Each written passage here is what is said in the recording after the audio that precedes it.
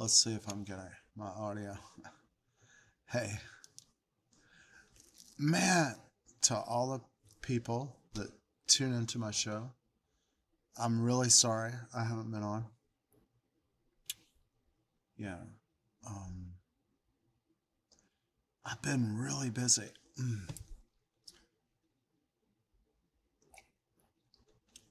But um, I've been doing a lot of study.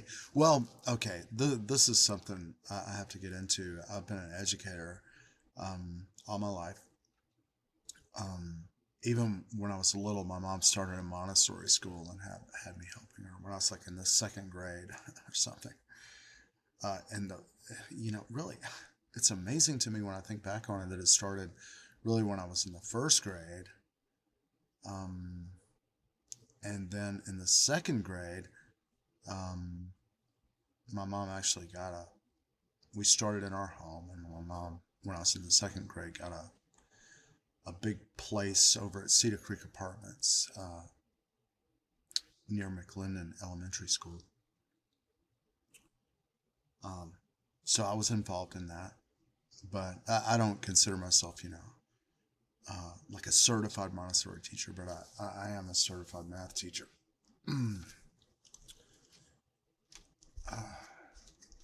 Anyway, um, what I was going to say is I'm homeschooling my daughter. For those of you that have seen her online,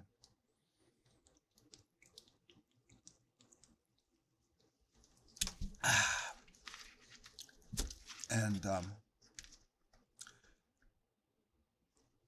I have to go and learn stuff to keep up with her. She's so excited about learning about what she's interested in. So one of the things that's had me very busy is uh, keeping up with geology and the periodic table of elements, chemistry, and stuff like that. She's a big chemistry lover, and she sees a rock and she's like, "Why is this rock this color? What's it made out of? How did it get here?" And hell, I don't know. Not to find out. Oh well, let's go find out. So I teach her how to, do things like figure out what kind of a rock is, how to identify it and stuff. And I've had to learn a lot, so I haven't been online. So um,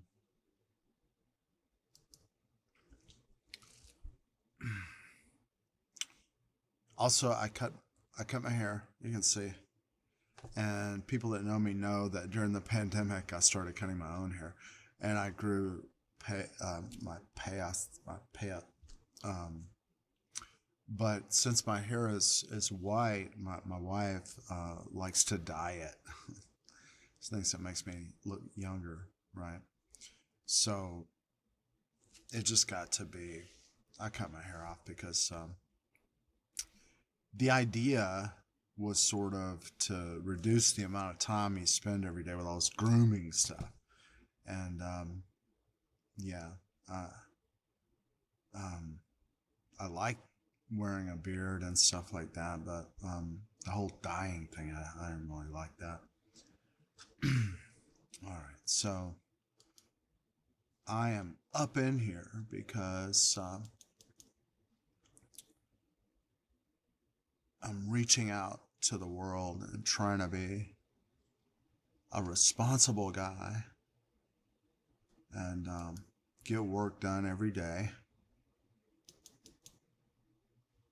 And I guess this is kind of I think a lot of us should do this, because it's very easy, and it's a way that we can kind of keep track of what we're doing and communicate with each other. Um, so we've got more mutual awareness of what's going on. Now, uh,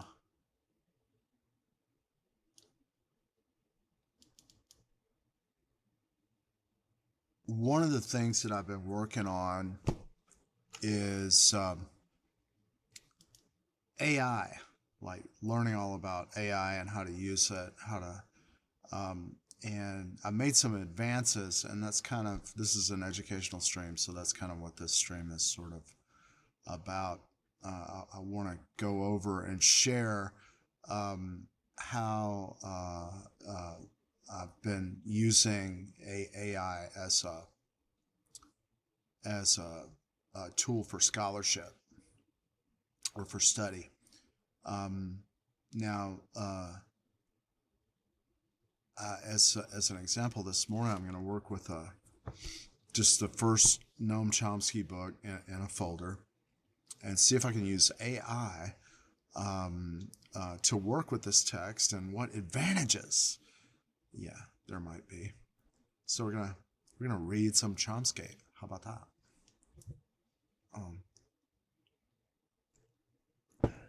Who is this guy, Chomsky? Well, I mean, I think Chomsky's on the way out, and I think that some young people today need to pick up his work where he left off, you know, because Chomsky started doing work against injustice, against fascism in the world. I think when he was like 12, he wrote a lament of Franco's rise to power in Spain or something like that. I mean, you have to check it. But at a very early age, he started. And if you're a kid or whatever, you can too. And it's kind of, you're at a point, and that's what I'd like to show this morning, where you can leverage artificial intelligence to accelerate your study. All right. Now, I'm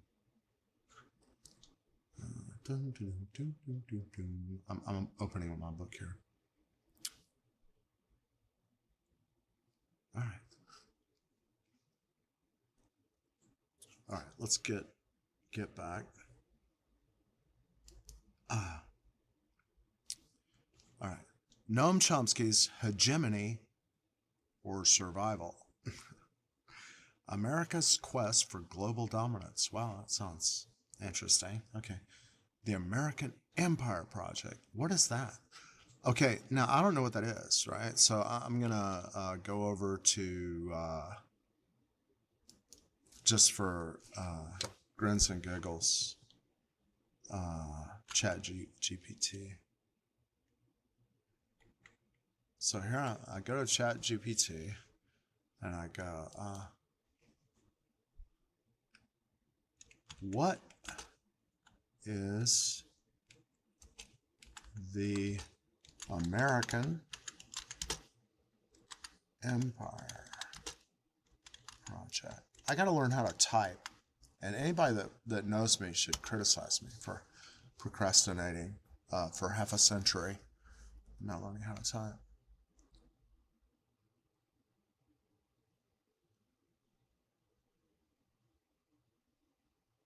Wow, this is really cool.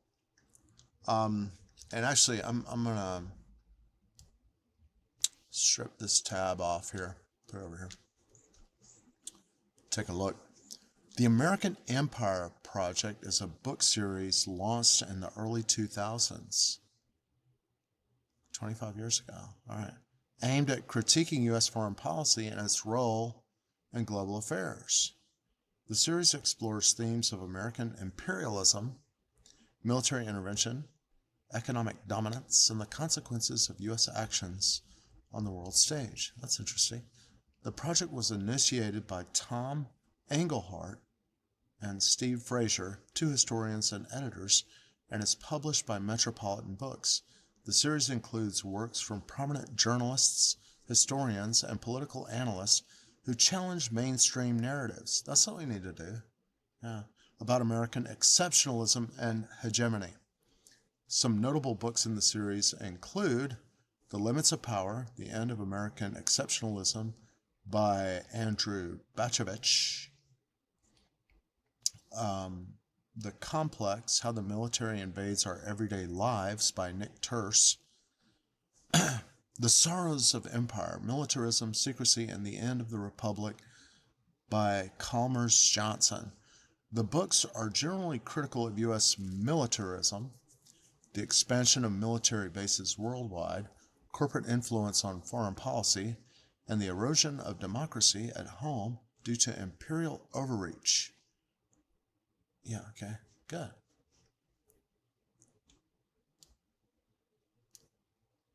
So far.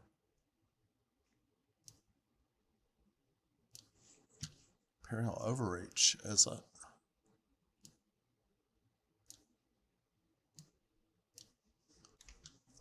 now, one thing you can do is like, don't be shy. What is imperialism? The first question I could ask is like, what is American imperialism? But I'm taking it simpler. It's like, what does the word imperialism mean? And before I let ChatGPT answer, I will tell you what I I have an internal idea in my mind based on my personal learning of what the definition of imperialism is. And it's like when you have a country that's very powerful, it's like, and it colonizes other places or takes economic control of other places or attacks and invades other places and takes their natural resources for its own benefit. That's imperialism. So um, like in the Roman Empire, in the case where they go to a remote area and they attack somebody and they say, okay, if you don't want us to attack you again, you got to pay us money to leave you alone, right? And they have to pay what's called a tribute. So let's see what Chat GPT says imperialism is.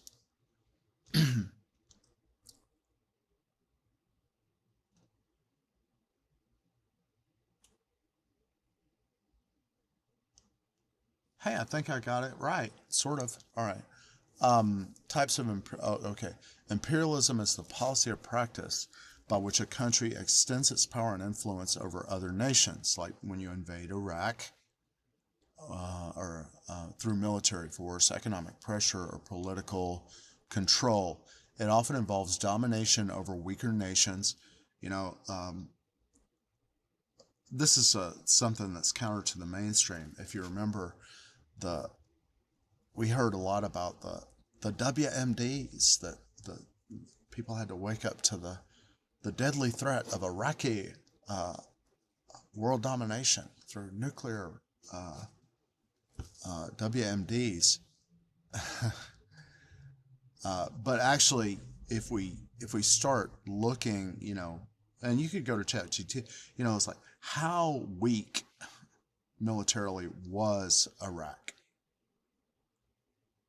at the time of the U.S. invasions, or how comparatively weak. A lot of people argue that the idea behind the Iraq invasion was to have a popular war, and that was one of the reasons why they attacked a totally defenseless country, because they felt like if they're completely unable to defend themselves, then the war will be very short. But I think when you do something like that affects so many hundreds of thousands of individual lives, that the it sort of diffuses the force that you're facing down to the individual level, where everybody in Iraq is now mad, and everybody is acting in unison, not because of a strong leader that terrorizes people or something like that, but because they're all in agreement that they're being harmed and they want to resist that. Okay, types of imperialism. Oh, wait a second.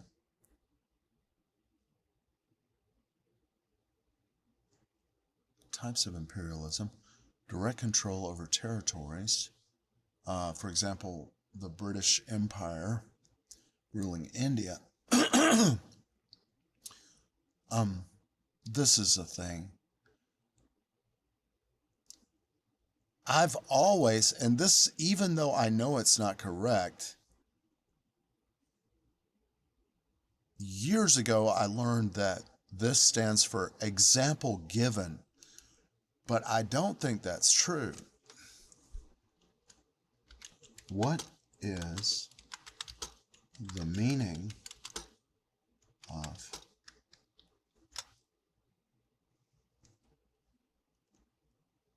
because I think it's actually a Latin phrase.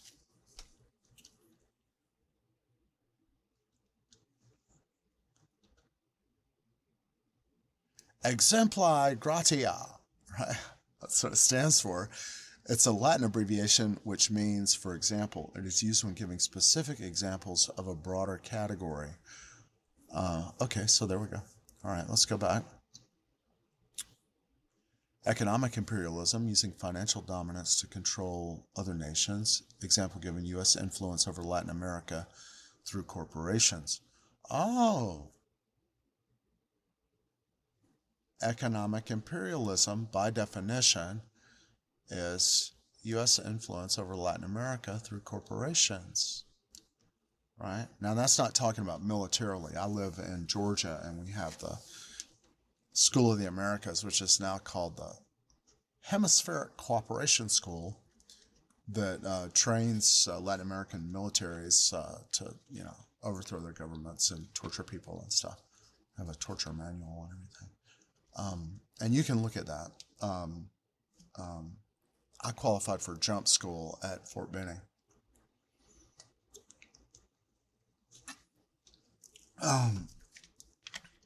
When I was in ROTC. So I will certify that it's there. It's not fake news. Fort Benning is real. And I'll also certify that the School of the Americas, it's like Northern Hemispheric Corporationalizationalism School is what they changed the name to, or something. Actually, okay, say you can't remember.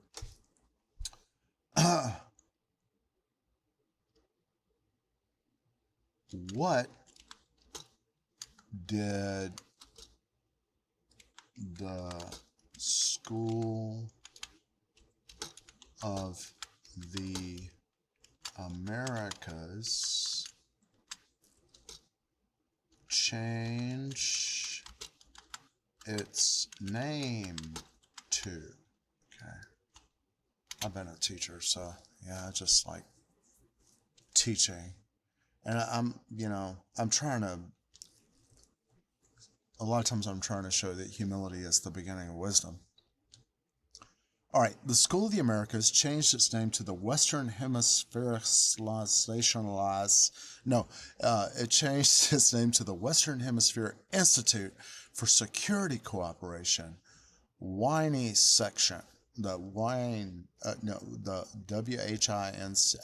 in 2001. The name change was part of an effort to rebrand, to spin it, right?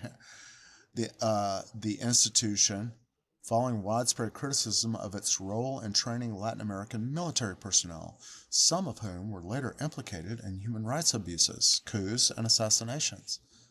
Like, yeah. Hugo Banzer, Hector Gramajo, what was Pinochet went there maybe? Hugo Galtieri of Argentina. All of those guys went there that I just mentioned, just to name a few. But I'm not sure if Trujillo went there. That's interesting.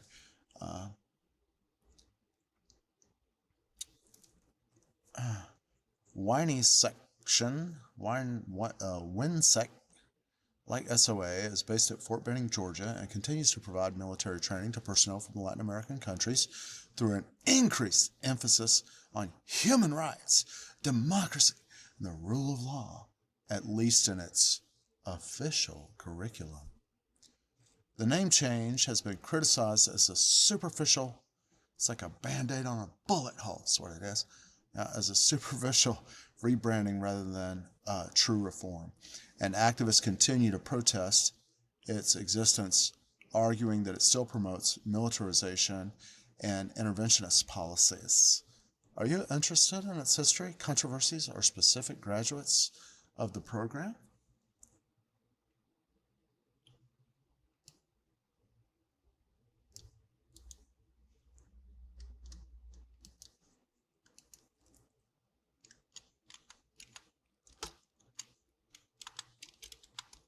Who are the... Oop.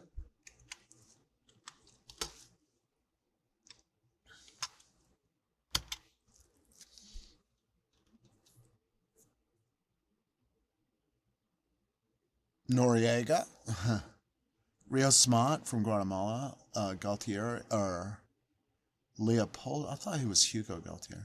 It's Hugo Bonzer and Leopoldo Galtieri, right? Roberto Dobison, Julio Roberto Alpirez, Vladimiro Montesinos, the Atlacatel Battalion of El Salvador,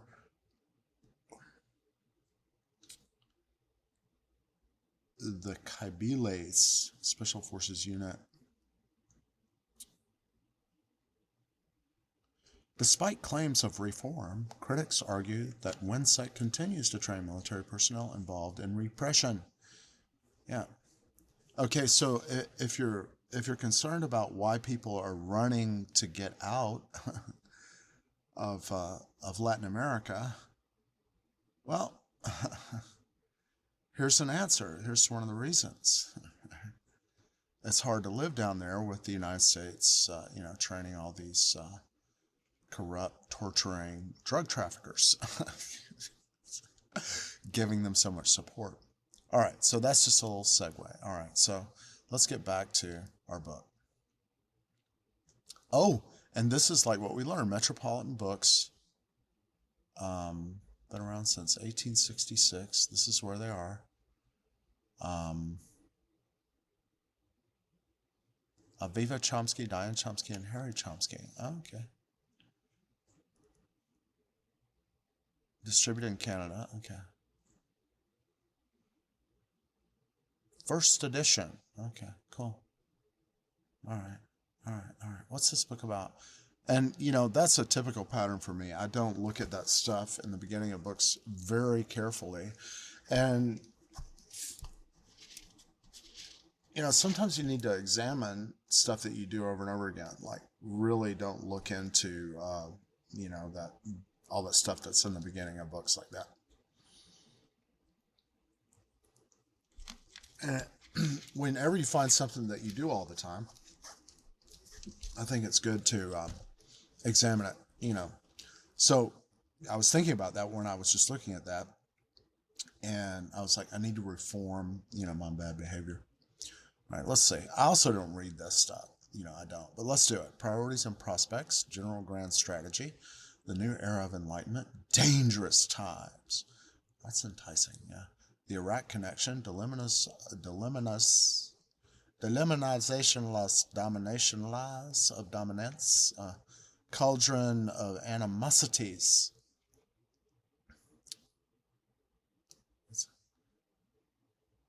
Animosities. Things that you're mad about is what I would say.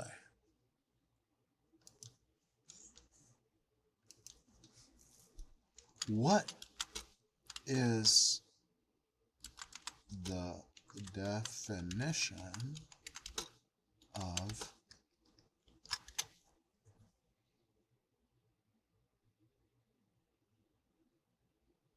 strong feelings of hostility, resentment, or deep-seated dislike towards someone or something?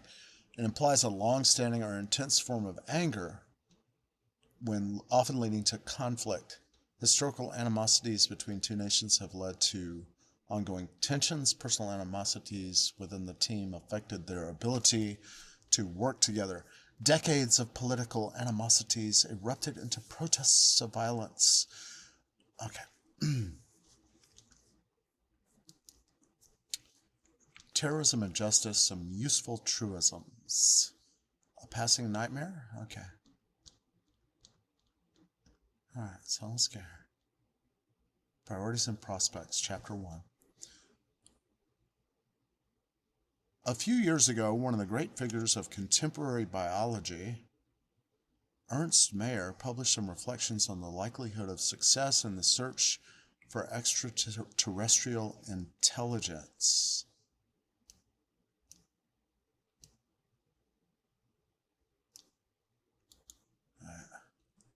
Now, this is what I just did here.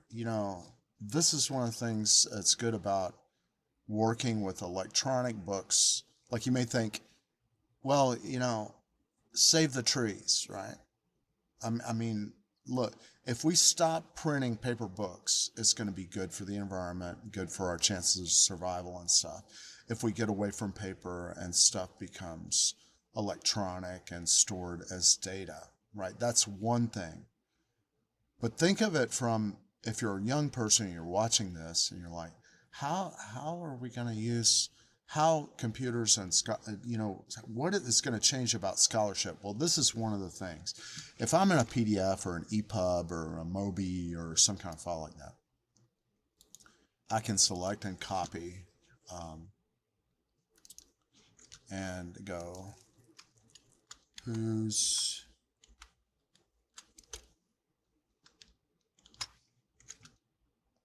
as Chomsky Lion, did he make this guy's name up?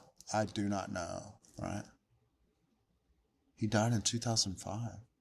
German-American evolutionary biologist, ornithologist, and historian of science. He is considered one of the most influential biologists of the 20th century.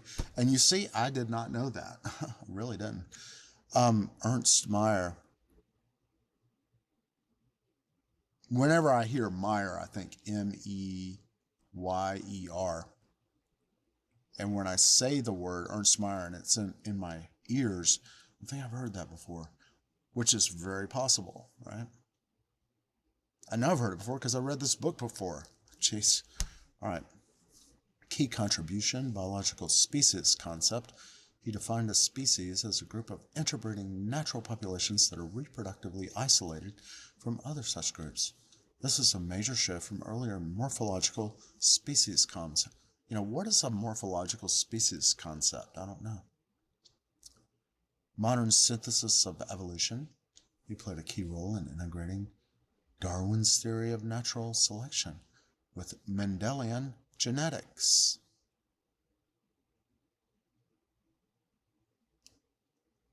Connecting genetics, systematics, and evolutionary theory. Let's go. Copy. All right. So, allopatric speciation. Supercaloallopatric expialis speciation. Oh my God. What's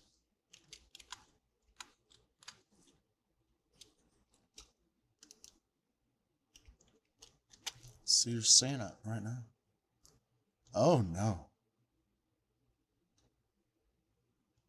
Mendelian genetics refers to the principles of heredity discovered by Gregor Mendel, an Austrian monk and scientist of the mid-1800s.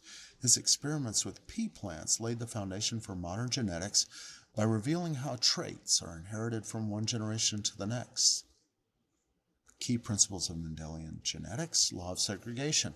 Each organism inherits 2 alleles, one from each parent, for a given trait, but only one allele is passed on to the offspring. These alleles separate during gamete formation, meiosis. Now, and this is an example too. So we're getting into this biology, and I'll tell you, I don't know what the law of segregation is. I don't know what an allele is. If I learned it, I forgot, right? And gamete formation, meiosis. I want to know this, right? But, and this is, an ADHD thing. If I have to get something particular done, what you're witnessing is how a person such as myself with ADHD uh, segues into something that segues into something that segues into something, right? And if you have that, don't panic, right? Yeah, it's beautiful, you know. It's a beautiful thing about you, right? So don't panic, but realize, oh, I'm doing this, right? I'm segueing from a segue of a segue, right? And then go back. So what did he do? He published uh, something on extraterrestrial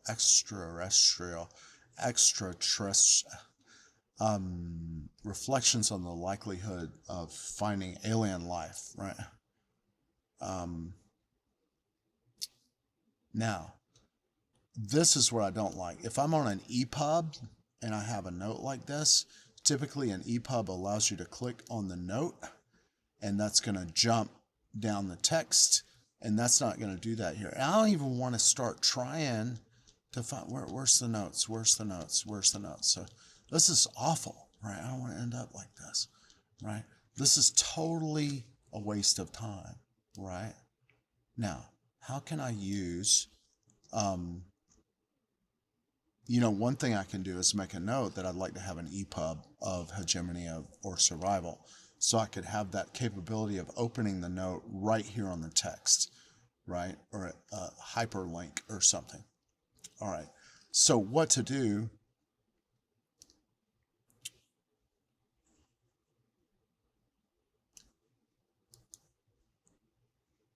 Is Chomsky lying, right? He could have made this up, right? How do we know for sure? Well, we're supposed to look at the note, right? Because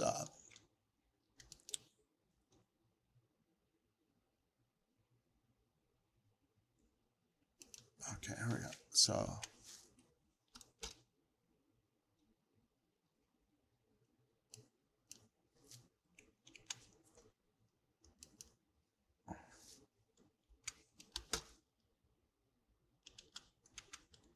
where can I find them?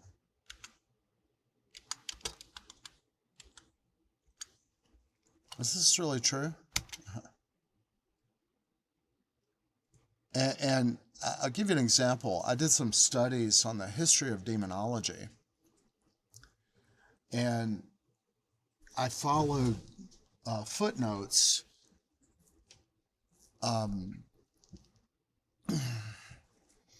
that led me in big circles where the footnote goes to a text that goes to a text that goes to another text.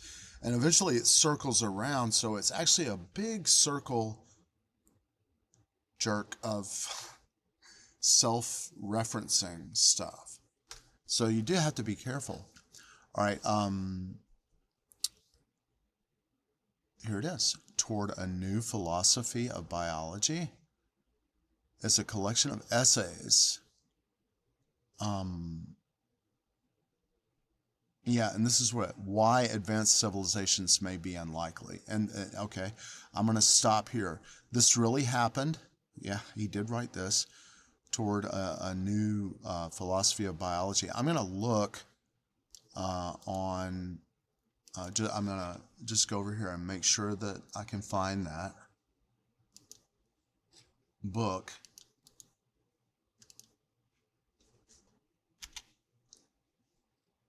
Yep, there it is. Harvard University Press, 1988. Ernst Mayr. It's real, right? And this is not a lie. And this is one of the things, that you can compare Chomsky to Rush Limbaugh, for example. Rush Limbaugh will say, and such a book, there was something that somebody was calling me at Georgia State about, and this is a faded memory, but it was like during the big resurgence of right-wing extremism on campus. And there was a guy that He was really a great outdoorsman and really did a lot of great caving and stuff like that. But for whatever reason, he was not studious enough to pass chemistry. And he very quickly got into this conservatism movement or whatever. It's the immigrants or, people's evil self-interest that are causing all the problems in America. When, in my view, he spent too much time doing recreation and smoking weed and not sitting somewhere and memorizing the periodic table like is handy when you're going to be in chemistry. You got to take some time to do some essential stuff. Now, what happened, and this goes back to what I was talking about comparing Noam Chomsky's footnote to and his claim to a claim that I discovered was a false claim by Rush Limbaugh, and it was hard to find it. And this is something I might use AI to look up. But this guy at Georgia State called me. He was like all up in arms because there was a call for aid to a flood zone. This is the details that I remember. It's a big thing on the radio. These people were all flooded. They lost their homes. There was a call for national, funds to declare an emergency. And Rush Limbaugh said, he sort of made the claim that, these people knew there was a danger of flood when they moved there. It's like what, it's all part of a liberal. These are, these people in the flood zones, it was all their liberal plot to get freeloaded off the government and buy free houses. So they got their mortgages and built their houses in a flood zone, deliberately planning to fleece the government if they ever got flooded. And then, he's trying to make the point that all the states in the nation coming together in a time of crisis to provide assistance, humanitarian assistance, was anti-American or something. And he quoted Daniel Boone, and Limbaugh actually said specifically where you could find the quote. And I happened to be in the library when this guy sent me this email. It was in the early days of email. And I was like, oh, I can find that book. And I looked up the book and I looked up the quote. And actually the quote, and this is something I want to go and find again, but Rush Limbaugh had claimed that Daniel Boone, had said this thing. And actually, when you go and look up the quote, he said exactly the opposite. That's what makes it a country, that, we come together and unify to help in times of crisis. Just exactly what Limbaugh claimed. He said the opposite of. To support Limbaugh's argument that federal funds shouldn't go to disaster assistance because it's communist plot or some liberalism or something. So the next time my buddy talked to me, I said, well, I looked that up, it's interesting that, he said that on the radio, but it's actually the opposite if you go and look up the quote. The guy yelled at me. He said, because you went and looked it up, that proves you have an agenda. Like, you must be an evil, fifth column, communist infiltrator. All right, okay. All right, so here we are. We found that this document exists. We can get it. Just look it up online on any archive site. You should be able to find it. You could download it in 5 minutes and have the book in front of you. Okay, so he's not lying. Okay, he considered the prospects very low. All right, now that we did see that the ChatGPT actually sort of said, yeah, he considered it unlikely that advanced civilization, and this is the thing. What is the definition? We're supposed to be advanced civilizations, right?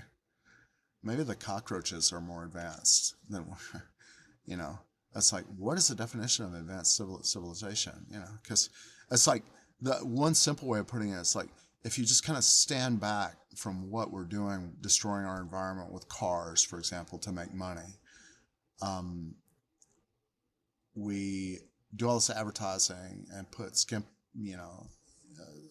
scantily clad women on pictures of cars, uh, and I say that because I grew up in the '60s when that was a real big thing to build the association between cars and bikini girls, right? And actually, cars have nothing to do with girls wearing bikinis. uh, but we build that association, and now what we're doing is we have all this oil and natural gas and coal and stuff. Is all this stuff is there because of the last mass extinction when a giant meteorite hit the Earth, killed all the dinosaurs. So all that waste of the destruction of life on Earth, we're digging it up and we're destroying life on Earth by burning it all now. And we're selling the idea with bikini girls. So for me, this kind of behavior on a broad scale, top to bottom, is indicative of phenomena that the prospects of the survival of our civilization are actually very low. Yeah, okay. So its reasoning had to do with the adaptive value of what we call higher intelligence. And I like that. What we call higher intelligence.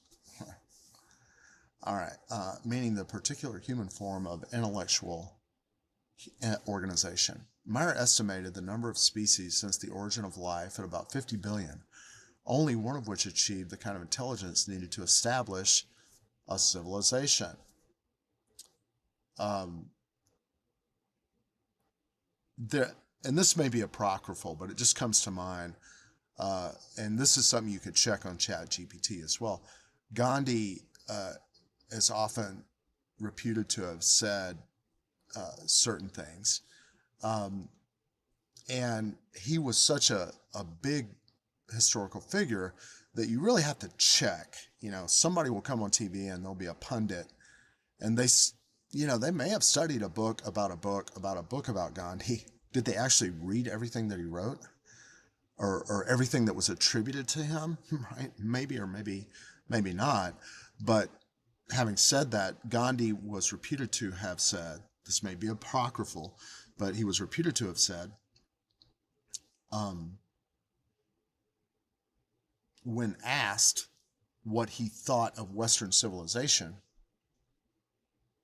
that he thought it would be a good idea. All right, now, what does that have to do with what we're talking about here? It's kind of like a sarcastic, a little bit of a joke, right? It's like, so the person that asked Gandhi his opinion of Western civilization, if that's true, of course, assumed that the West is civilized and that the civilization that they have is Western civilization. And Gandhi was reputed to have said he thought civilization of the West would be a good idea, which is very true that from the standpoint of people in India, the conduct of the British Empire in the Indian subcontinent is not something that they would consider to be characterized as civilized.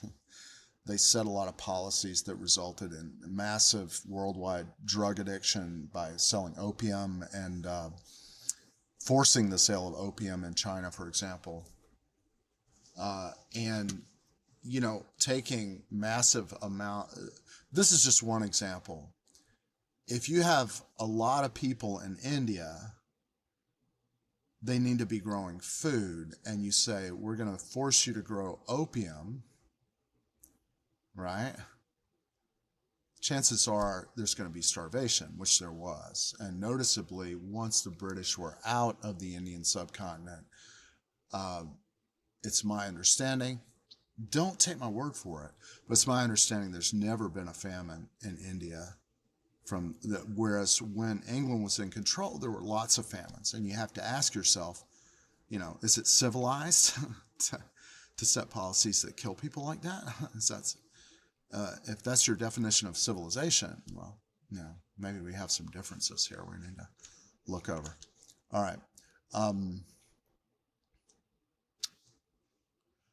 right.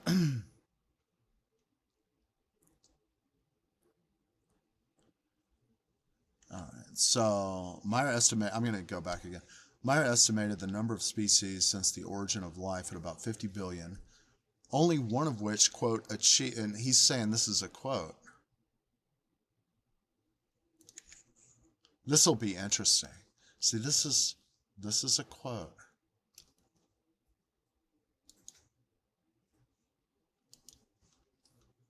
Okay, let's see. I'm gonna ask ChatGPT and see if ChatGPT. Who said?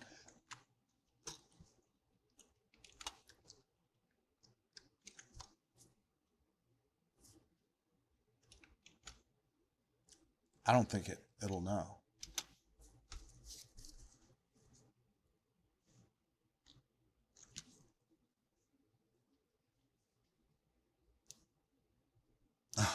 Isn't that amazing, right?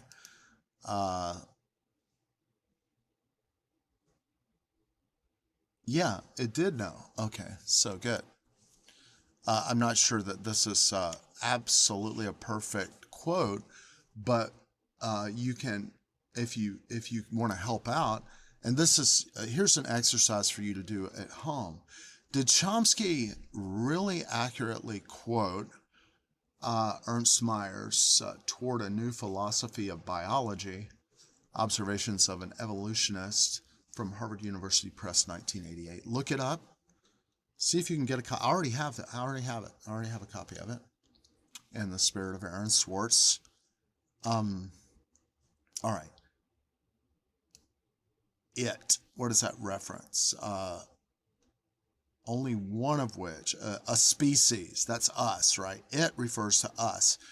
It did so very recently, perhaps 100,000 years ago. It is generally assumed that only one small breeding group survived, of which we are all descendants. Yeah. All right.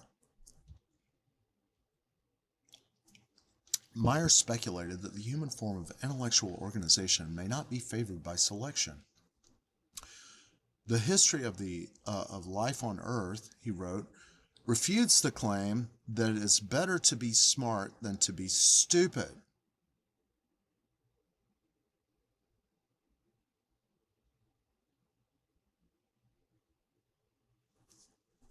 Wow. Okay, a couple of things right now, and if you've been taking Mystic Happiness classes, you know that I talk a lot about ADHD. I had a real crisis of self-reflection because supposedly, our whole family, my entire family, suffered, quote unquote.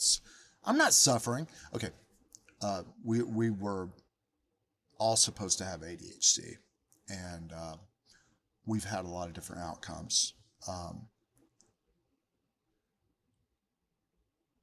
All mixtures of good and bad, but some overall, worse. And in my case, and when I talk about a crisis of self-reflection, I realized when I was working at the Rise School in College Park that there was a little girl that had ADHD, and that she was going through grade by grade. She didn't want to be there, and she would get zeros on everything that she did, every test that she took. And on top of that,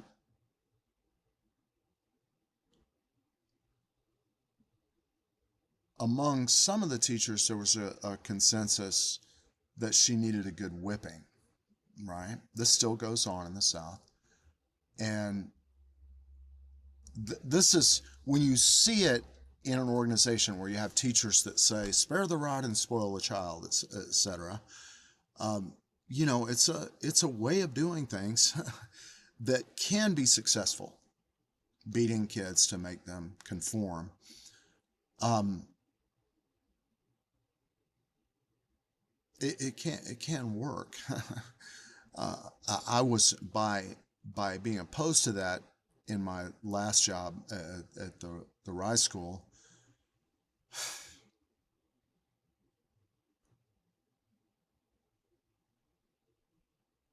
I did not want to say that teachers that advocated for getting parents to whip their kids were doing something that doesn't work. If they're if a teacher is one of those ones that calls the parents and says, you need to do something about this kid, you know, you straighten up your act in the house, because your kid is hurting the whole community by, you know, a teacher that's an advocate for corporal punishment, which is allowed as long as you don't, it's allowed under Georgia law, as long as there's not a visible injury. Any, you know, physical discipline that you apply, whipping or something, as long as it doesn't leave a mark. I hate to say that in public, but it's true. It's legal. Yeah, you can give them a spanking.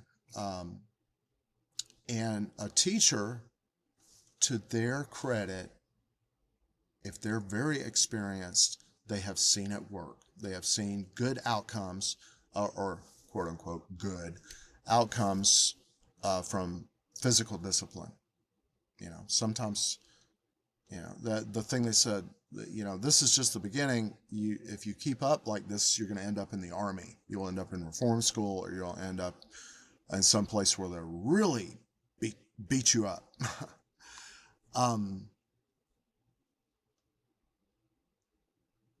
It work, you know, it can work.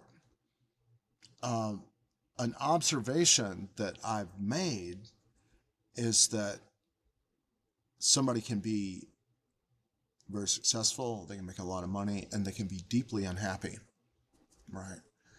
Uh, and my advocacy, my position in learning is, I'm advocating for my approach because, not because I'm saying that they're wrong and their way doesn't work, or that their way is not necessary. Maybe in certain circumstances it is necessary, right? I would recommend reading Gen of Hiroshima. Gen of Hiroshima is a book about a little boy that grew up before the firebombing of Hiroshima, or the atomic bombing of Hiroshima. And it has a Japanese parental violence towards the children. And you can, when it's like the father is, I think he's actually jumping on his children. And he's explaining with a laugh while he's jumping on the back of his own children that you do that to rice, to make the rice hardy, to make it strong and healthy. Yeah. Now, another thing. Right now we're on this passage, and you may observe, if you're watching me, and I'm going to highlight this because I've got to come back to it, but just to finish up what I was saying, I would like to close the thing about a personal crisis about ADHD, is that I suddenly, when I saw what I would characterize as abuse of a very brilliant young child with ADHD,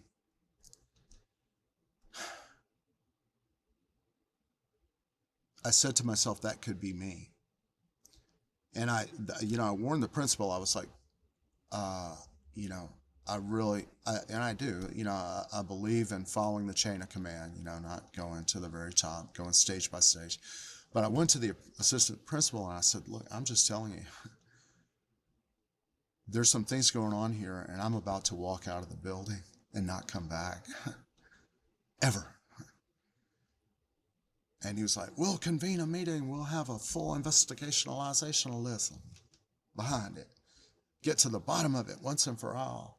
And, he sort of had that angle of like, we'll find out if you're guilty, so you better not be guilty if I get involved. Everybody's guilty. And, from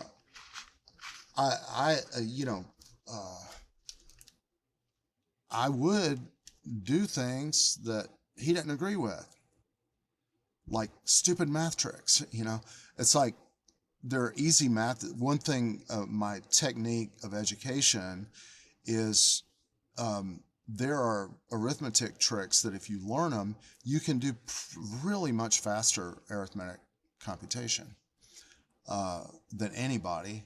And I would, it's like, okay, you guys don't have to do anything, but I'm going to show you a trick. And I would do some massive multiplication. And he caught me doing that. And he said he didn't agree. I don't think he knew the whole story. He kind of talked to me in a way like, you're trying to show that you're smart.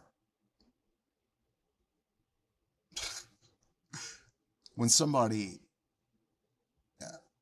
tells me you're the smart, he's like, everybody knows you're one of the smartest,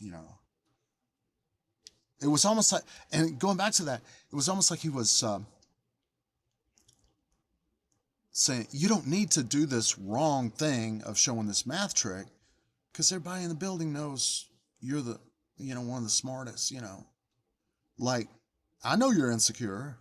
Well, yeah, I may be insecure, but that's not what I was doing.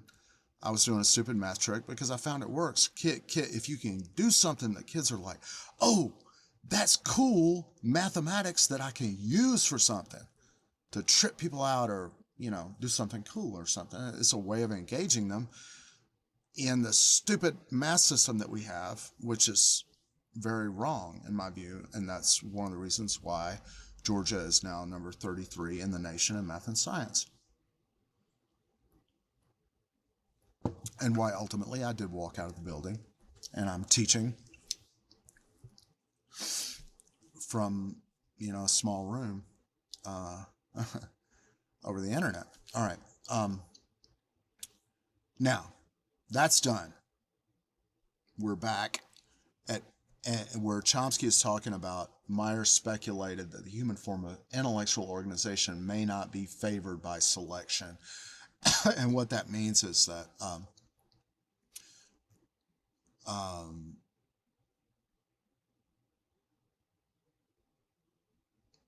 we are dying.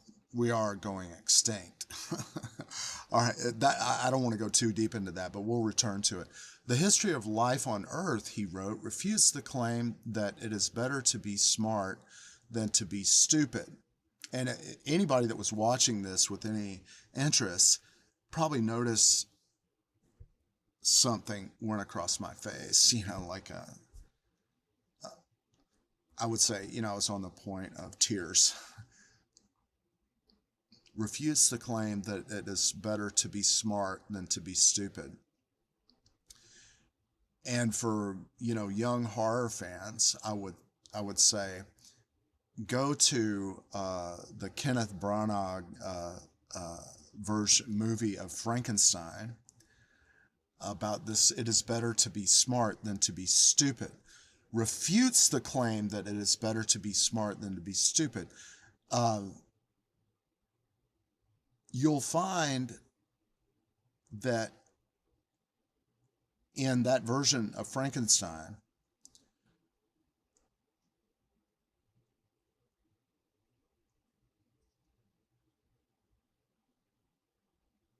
at the very end, there's a quote from an old biblical writing, I guess that's in the Ketuvim, Kohelet, which is also called Ecclesiastes, and it's wisdom attributed to. It might not be Solomon's wisdom. It could be, but we don't know for sure, certain. But this thing right here, it refutes the claim that it is better to be smart than to be stupid. Kohelet states this. In one particular quote, he says, and I gave myself, this is English, of course it was written in English, but it's a translation, and in my case a paraphrase. I don't want to take too much time to go and pick it up, but this is important enough to look at because that's a several thousand-year-old text that says that endeavors to do exactly this. And here it is. I'll try my best to remember it. And I gave myself to know wisdom and madness and insanity. And I gave myself to know wisdom and madness and folly. And I found that this too is futile and a chase after wind.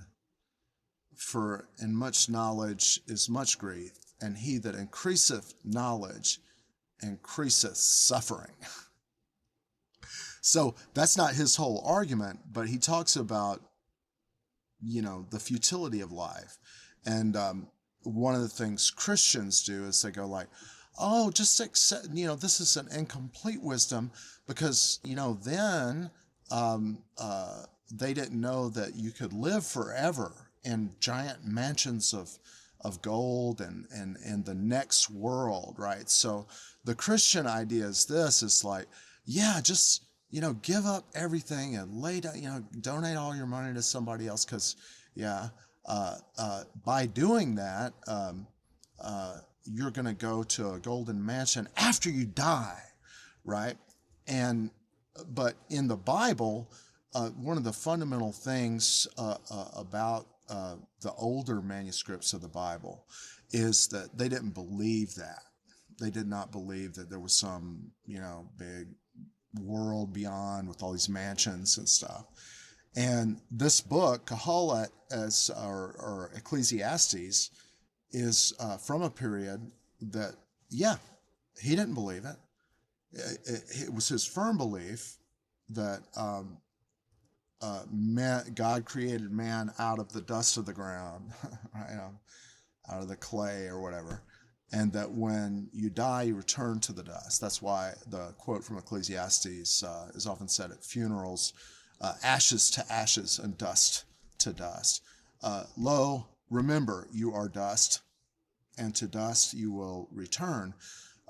That is before the New Testament, where the apostles went out and said, oh, we discovered that you just, become homeless and wander the earth, and then when you die, you live forever, because Jesus gave us that. And I'm not, convinced that, Jesus exhibits, he promulgates a lot of Pharisaic doctrine.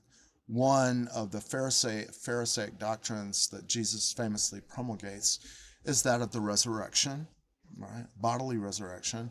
Well, actually, it's arguable that Jesus says that only a spiritual resurrection happens, not a bodily resurrection. But that is the tradition, the pre-Judaic rabbinic tradition of the Pharisees. Now, the Sadducees, who in their membership famously had the Shammai. Shammai was Sadducean that,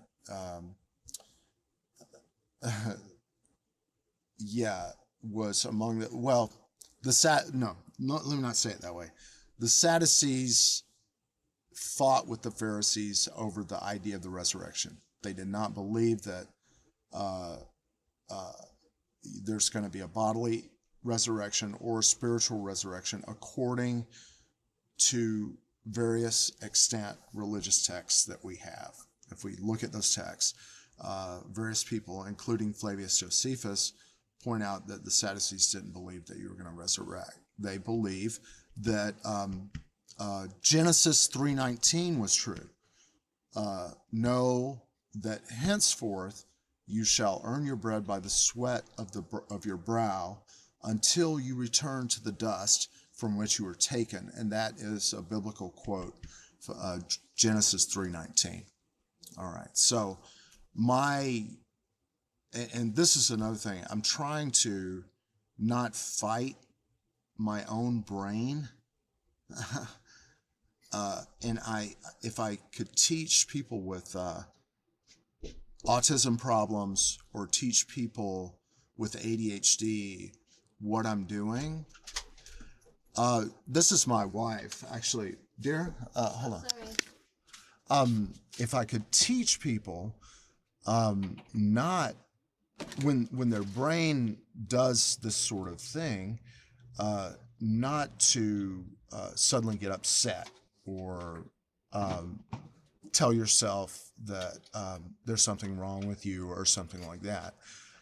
Your brain is actually a wonderful thing, a natural thing that you've inherited from all your ancestors. And I'm advocating that you don't fight against your own brain because of social pressures.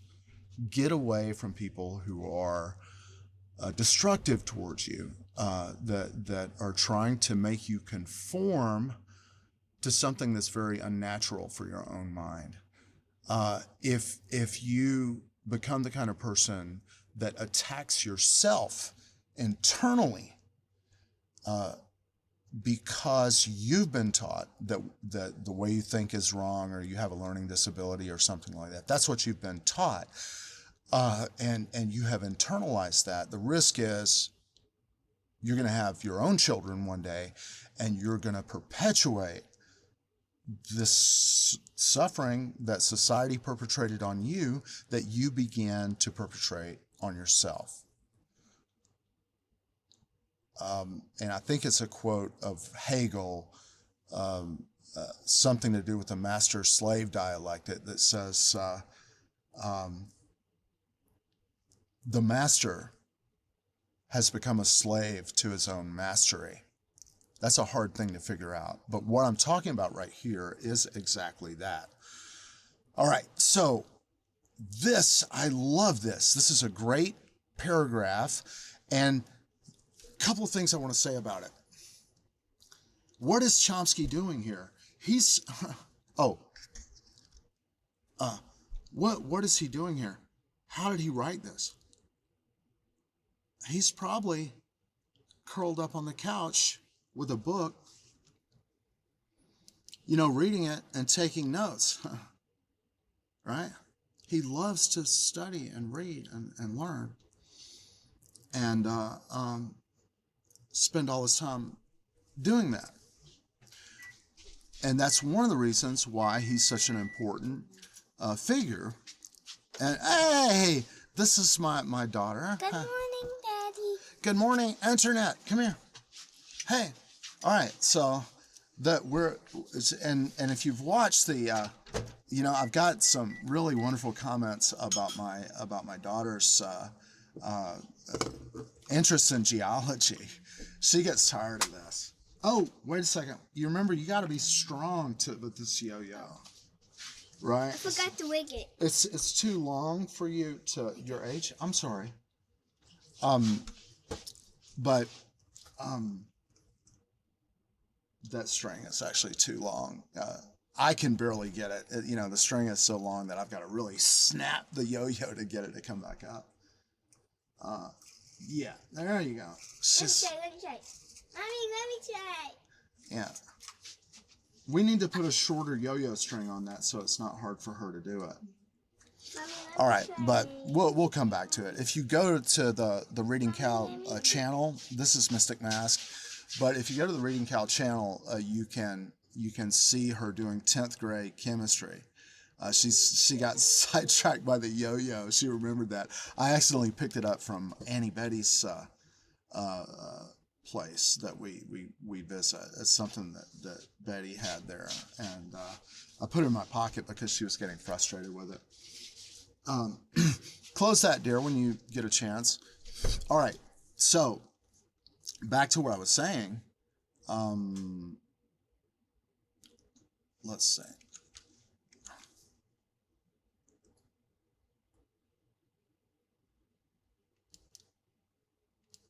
We were right here. We had made it this far.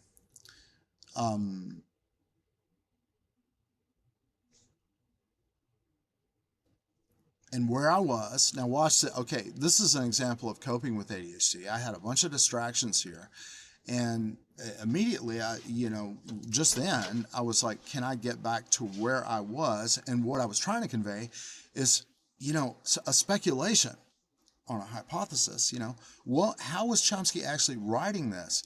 Like we used AI, and we were like, maybe Chomsky's lying, right? But we started looking up. We actually found the book that he was very likely the book that he was reading, right? And you, when you write, need ideas like how can I be like this guy? This guy really made. He's still rich. But he's had a stroke. Folks, this is grievous. Chomsky had a stroke about 2 years ago, and he lost his faculty of speech.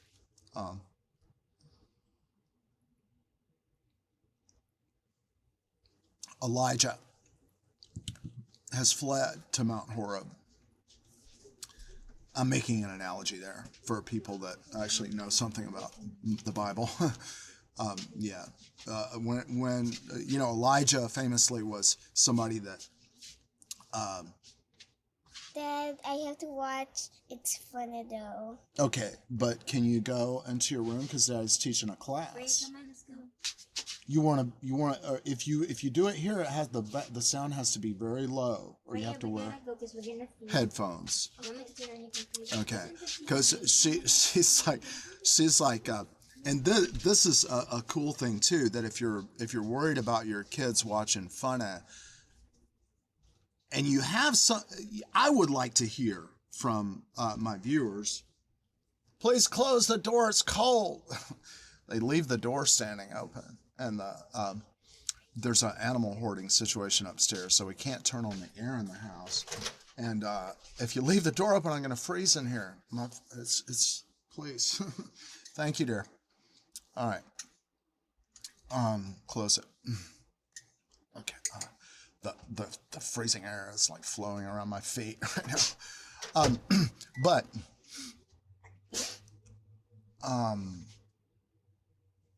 and now I think I really did get distracted. Hold on a second. Let's see where I was.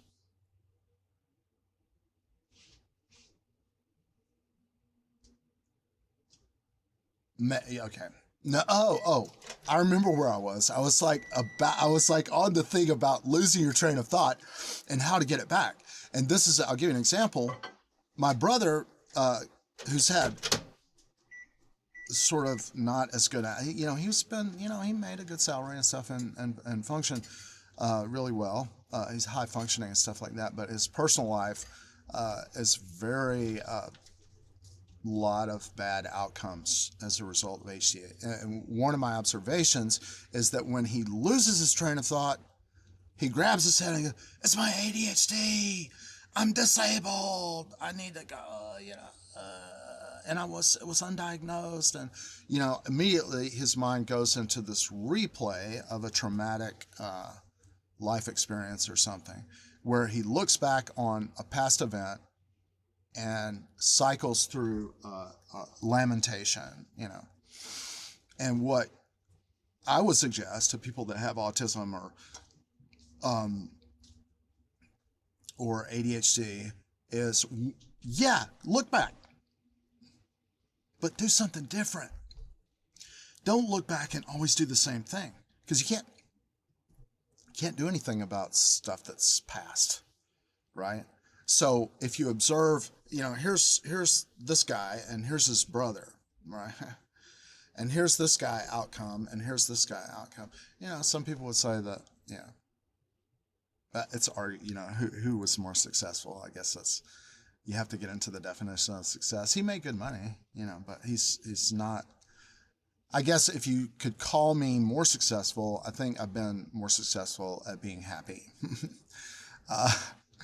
And I'd like, to teach people that as a founding, as a basic principle. Happy first, everything else comes next, right? Figure out what happiness is and make sure that you feel good, and then go from there with everything that you want to do, as opposed to, being stressed out first and then doing something.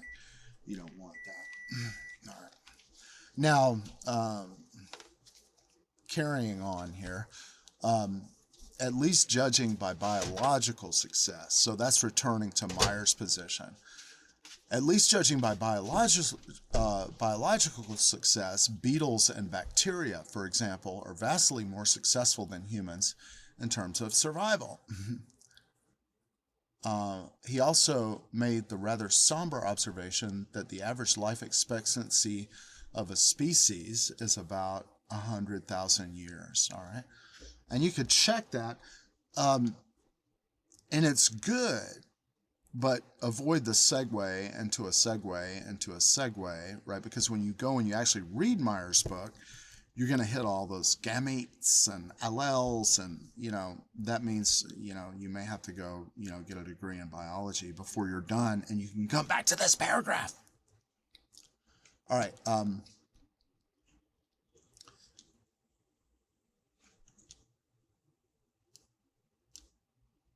This is something that is interesting enough for me to look at.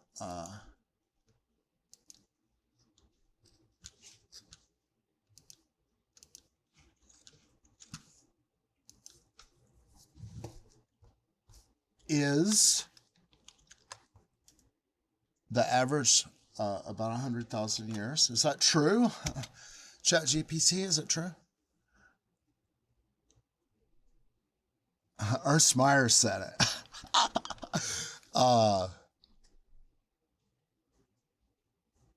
And back again, it's like, do I trust Rush Limbaugh? My friend in high school or in college did. And I went and I looked up what the note or whatever on some text or whatever that Rush Limbaugh claimed he was quoting. And Rush was lying, right? Or somebody, one of his writers, as a kind of a joke or whatever like that, handed him that. He's dead now and we don't know. And he probably wouldn't tell us the truth, even if we called him out on some specific thing. That's sort of the idea. Like one of the shticks, a shtick is like, how you're selling your snake oil. That may be a Yiddish word, shtick, the gimmick, right, of Ann Coulter is neutralize the enemy by outrageous lies. Like Ann Coulter will write an article and it's like almost every sentence contains an easily refutable lie. And you think of like what we're doing here. We're like on the first page of a book. You really want to spend the world's coming to an end, the climate change, the nuclear war is the cancer, all disease is spreading everywhere. As an activist, if you go to an Ann Coulter book, should you really continue? When she lies in the first sentence, tells a lie in the first sentence, and it's easily refutable, right? Okay, I'm going to go online and, Ann Coulter is, no, she should be ignored, completely ignored, right? That's the gimmick, right? Take these people, they are the enemy, neutralize them, right? The point is to win.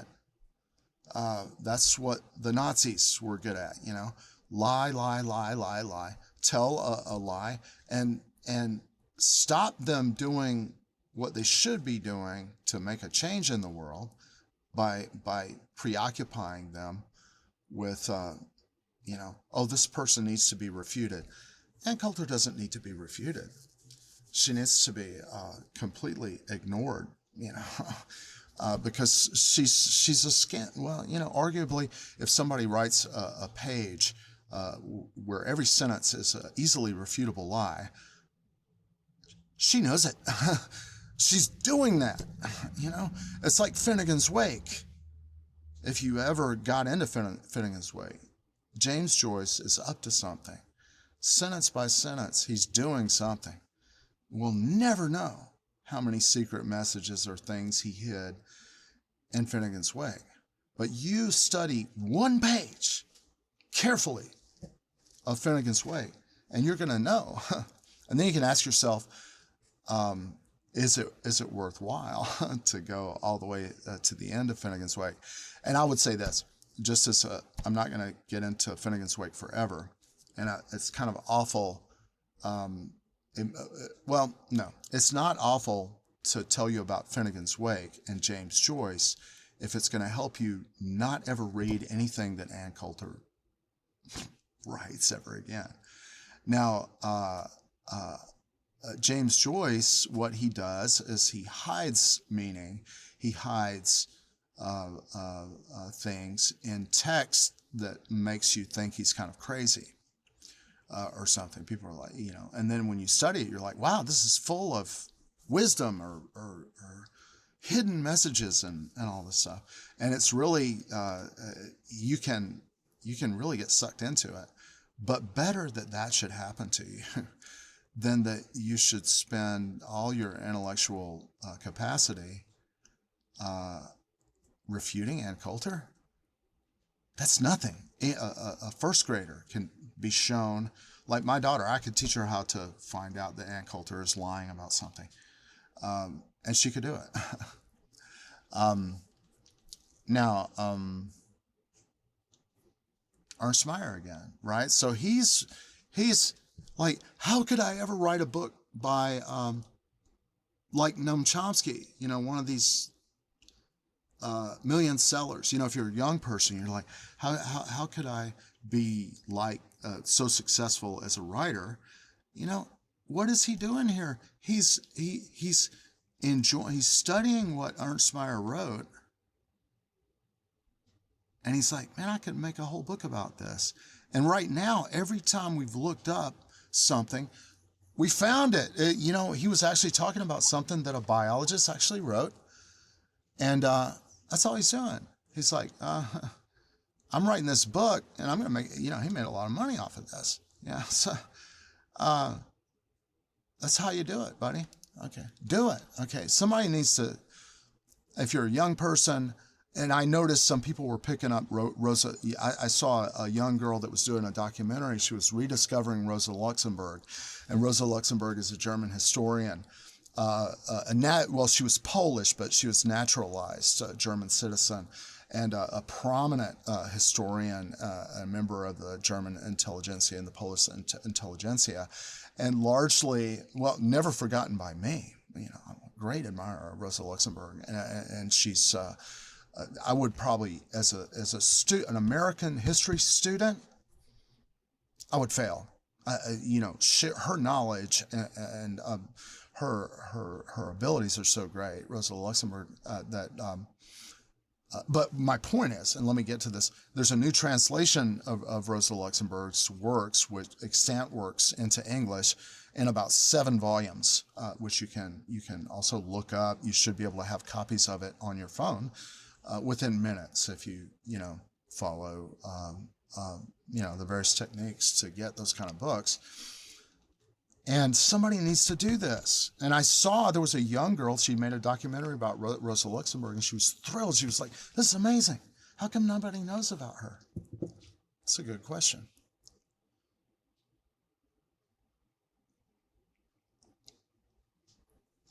A good indication that I'm a nobody. Because I know about her. Okay.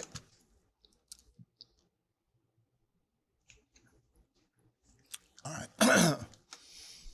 So Ernst Mayr said this, and that's something you want to, look at that ChatGPT thing a little bit more closely and verify. how did they arrive at that? But it could very well, based on the data that was used, it could very well be true, and I'm confident that probably is. You know, trilobites, for example. I'm not sure how long they live, but I don't think we have trilobites anymore. We have some things that roly-polies kind of remind me of trilobites or horseshoe crabs, but I think that they're actually really distinct. I don't think they could mate with each other. A roly-poly could not marry a trilobite and have little baby roly-poly trilobites. Okay, that's the thing that makes them really distinct. But they could have some, ancestral connection. Maybe I'll take up entomology. All right. We are entering a period of human history. He's making a claim here, and I am claiming, right? Mathematicians, right? Is that true? How do we know it's true? Right? Okay. Can we prove it? Right? That's a mathematical thing. Okay. Mathematics is just English. It's just a language, right? It's just it tries to be more rigorous than your hair is like spaghetti, like poetry or whatever. Is your hair really like spaghetti? Why is it like spaghetti? Can you prove it's like spaghetti? Does it smell like spaghetti? No. Right? And then you go down the line and you've got a bunch of contradictions and you go, well, what's your statement? Your hair is like spaghetti is not true. And I'm using the technique of proof by contradiction. Doesn't smell like spaghetti. It's not the same color as spaghetti. It's not composed. When I put it on a microscope next to a piece of spaghetti, doesn't have the same composition. You do a bunch of things like that. It's like, no, that's not true. Okay. But nevertheless, poetry, you can say whatever you want. So he claims we are entering a period of human history that may provide an answer to the question of whether it is to be smart than stupid. Ecclesiastes. Read it again. All right. The most hopeful prospect is that the question will not be answered. Two claims.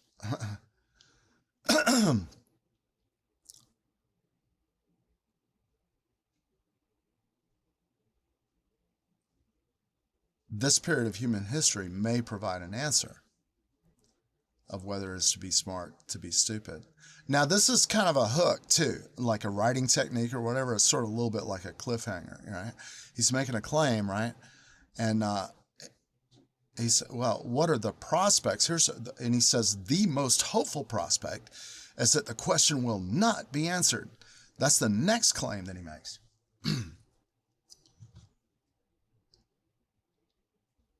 And I would say, yeah, it's like a cliffhanger. Oh, really? It makes you ask the question, why would you say that? Italics, with the emphasis or whatever. If it receives a definite answer, that answer can only be that humans were a kind of biological error. Using their allotted 100,000 years as a species to destroy themselves. And in the process, much else. The species has surely developed the capacity to do just that, to destroy ourselves, right? Which is what we're doing. Right? And a hypothetical extraterrestrial observer, he also, if somebody came from outer space and looked at us, what would they see, right? I always wondered, there's a Jimi Hendrix song, I think, where an alien flies down and it's like Third Stone from the Sun or something like that. He flies down, he sees Earth, and he's like, destroy this place. Zap. That's a Jimi Hendrix song. I always wondered, when Chomsky said this, was he thinking about Jimi Hendrix alien song or whatever, Third Stone from the Sun? Your people, I do not understand. Right? That's the quote of Jimi Hendrix. All right. A hypothetical extraterrestrial observer, which is just what Hendrix talks about in his song, might well conclude that humans have demonstrated that capacity throughout their history, dramatically in the past few hundred years with an assault on the environment that sustains life. We're opening the airlock, or whatever, destroying the ability of our type of organism to survive on the planet. And if you say, if you study long enough, I think you're going to arrive at that conclusion. Here's one way you could start. You could go study all the Superfund sites, and a Superfund site is where the government has stepped in because environmental contamination is so severe that the government needs billions of dollars oftentimes to intervene at various Superfund sites and clean them up, to try and find if there's anybody that is responsible that can be held accountable, and if not, to remediate the sites before they cause birth defects and cancer and kill everybody. That's a good way to get the idea that the property value of the United States is not all it's cracked up to be. People say your house is worth $1 million, but then you find out that, you're in Colorado and there's all this open pit mine uranium dust blowing around. So you're in Colorado, you're like, this is a beautiful house, right? and you're getting uranium, open pit mine uranium tailings, or every time the wind blows, it stirs that up, and you're breathing alpha emitting dust particles into your lung. You're like, I feel malaise. Maybe I have Gulf War syndrome, or feel tired and stuff. But it sure is beautiful. Wow, it looks very nice in Colorado. Uranium mill tailing dust. Superfund sites, the largest uranium mill tailing sites in need of remediation in the entire United States. All right.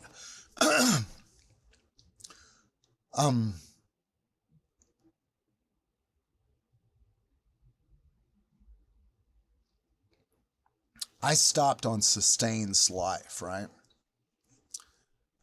An assault. This is how he characterizes the conduct of the United States. And other countries are doing this too. Wannabes, United States wannabes or whatever.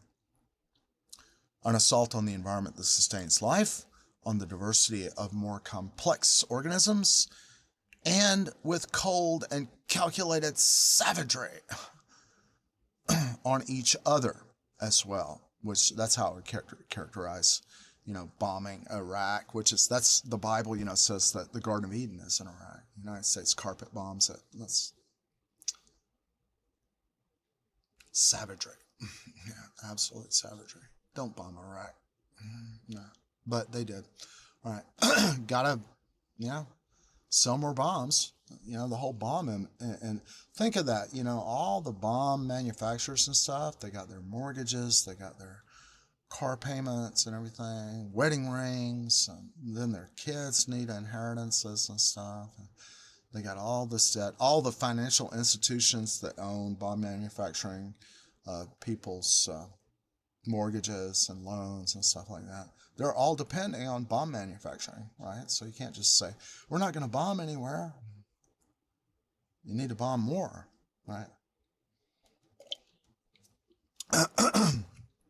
You may remember from Catch-22, Yossarian bombs the ocean. It's like, I'm not going to bomb this little village. They didn't do anything. And he drops the bombs from his airplane in the ocean. All right. Now, let's continue. Two superpowers. The year 2003 opened with many indications that concerns about human survival are all too realistic. To mention just a few examples, in the early fall of 2002, it was learned that a possibly terminal nuclear war was barely avoided 40 years earlier.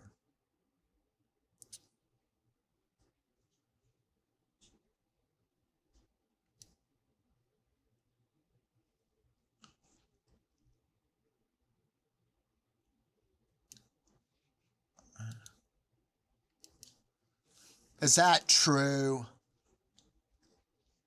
Right? And this is what you should do. You should, and this is what Chomsky tells you to do. He's like, don't take my word for it. Well, we're not taking his word for it. We're going to go to ChatGPT, right?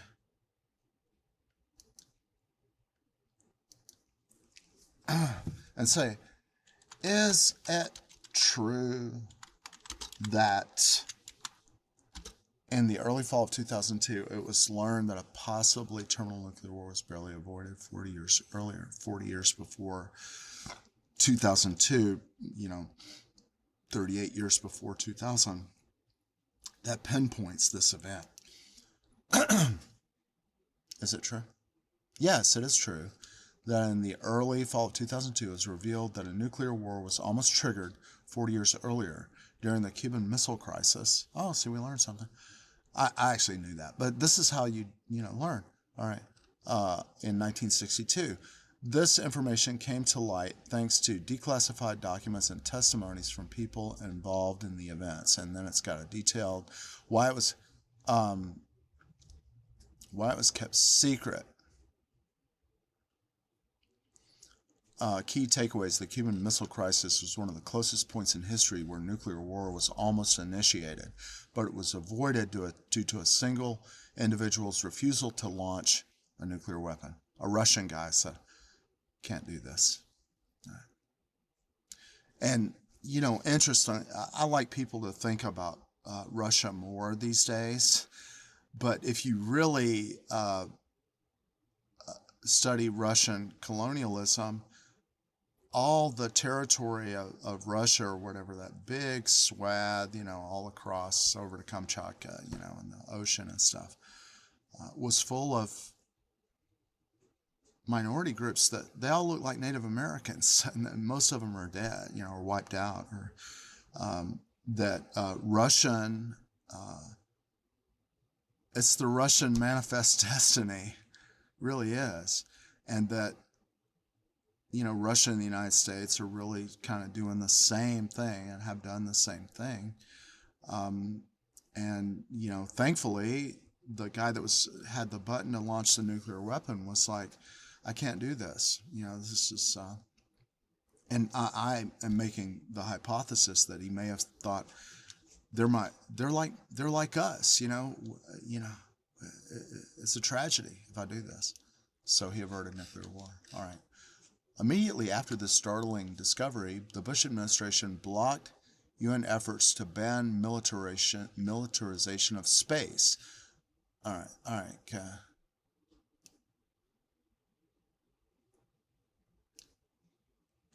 Is this true? And notice, I've asked this question, and it's part of in the tradition of Chomsky. If you listen to Chomsky's talk, he's like, please don't just believe it because I said it, right? You need to go out and find out if it's true, right? That's what Chomsky was doing, right? So I would again go, is it true that Control V,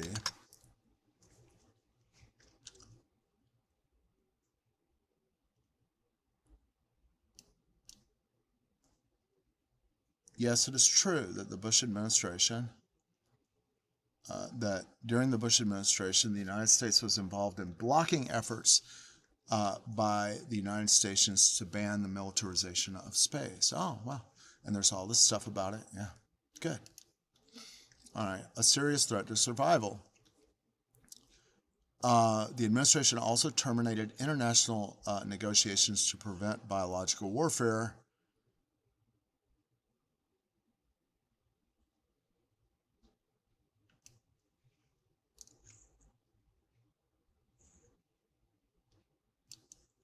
Wow, I'm learning, right? I'm learning how to do what Chomsky told me to do, right? But I'm using artificial intelligence, right? Okay.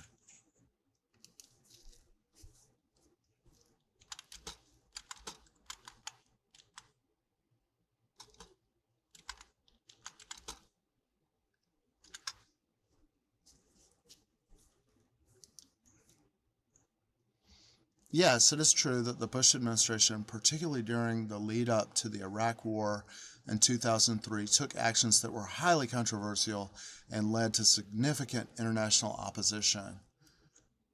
Termination of biological weapons treaty negotiations, yeah, a push for Iraq war despite popular opposition. Yeah, yeah. Again, Chomsky said something, and we checked it, and it turned out to be true. Now, arguably, like I mentioned before, if you start reading a book by somebody and you check the first thing, it's a lie. You check the second thing, it's a lie. You check the third thing that they said, it's also an easily refutable lie. Ask yourself, what am I doing? Why am I here? Right? Because, and I hate to be harsh, but are you looking to get fame? Right? I'll be a pundit. I'll be a good pundit. Ann Coulter's a bad pundit. And I could be on television and make money like Ann Coulter, but I'll be a good pundit. If you're doing that, please stop. Right? Get famous for doing things that are correct in the sense of, human survival and human rights, and, people having a chance to raise their family and not be, dying in a cancer ward somewhere, or burned up by phosphorus bombs. Yeah. Ignore Ann Coulter, right? Aid organizations with extensive experience in Iraq and studies by respected medical organizations warned that the planned invasion might precipitate a humanitarian catastrophe. Now, this is a thing. We could say, where's your footnote? And who are the aid organizations, right? You want to know, right? And this I would say is an example of, like, if you want to go look at what I'm reading, use this text and then go look it up. And I recommend that you do, right? But we could segue again and try to find out who exactly were these organizations. Maybe Doctors Without Borders is a good, Oxfam, UNICEF, or something.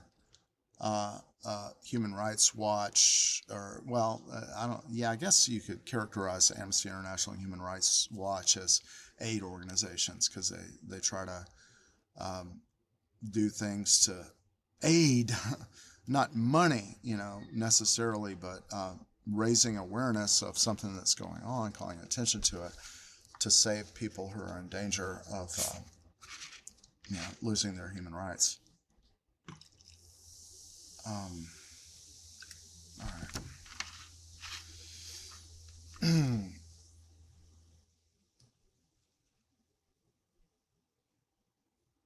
The warnings were ignored by Washington and evoked little media interest. And if I was really here by myself, I would be looking this up with ChatGPT or OpenAI or something to see if I could get the examples of, yeah. I mean, it's clear that they ignored that there was going to be, well,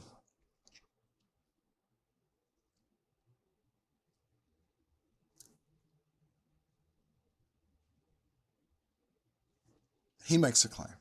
He says Washington ignored the warnings of aid organizations that it was going to be a humanitarian catastrophe.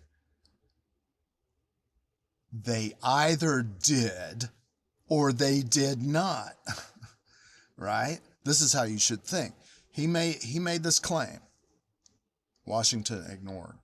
All right. Now, we could get into Saussurean linguistics and the denotative and connotative meanings of ignored, and what ignored in what sense, but it in fact,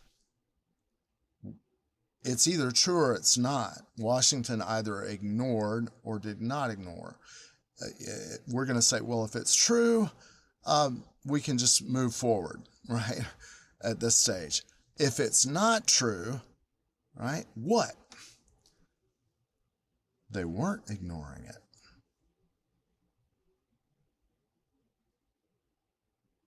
Washington did not ignore warnings by experts that everybody's going to die.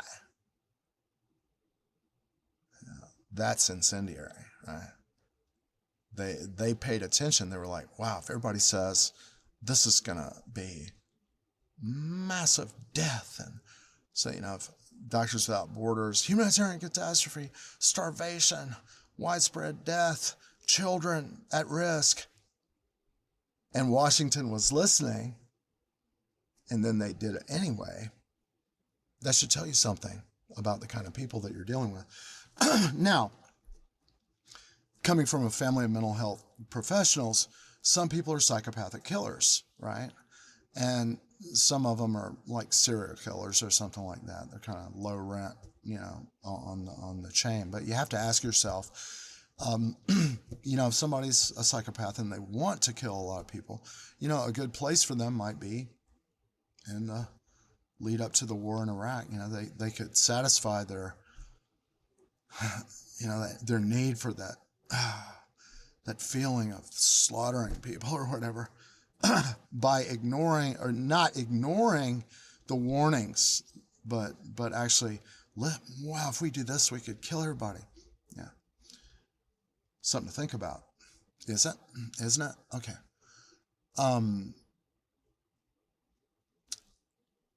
A high-level U.S. task force concluded that attacks with weapons of mass destruction within the United States are likely and would become more so in the event of war with Iraq. Numerous specialists and intelligence agencies issued similar warnings, adding that Washington's belligerence, not only with regard to Iraq, was increasing the long-term threat of international terrorism and proliferation of WMD. These warnings, too, were dismissed. And that's the way I remember it. Yeah, and some people were scoffing. There were military people that I knew that were like, Iraq, we're the ones that trained and equipped Saddam. He was working for us. He ain't got nothing that we don't know about. He's no threat. He couldn't beat Iran. That's probably the weakest.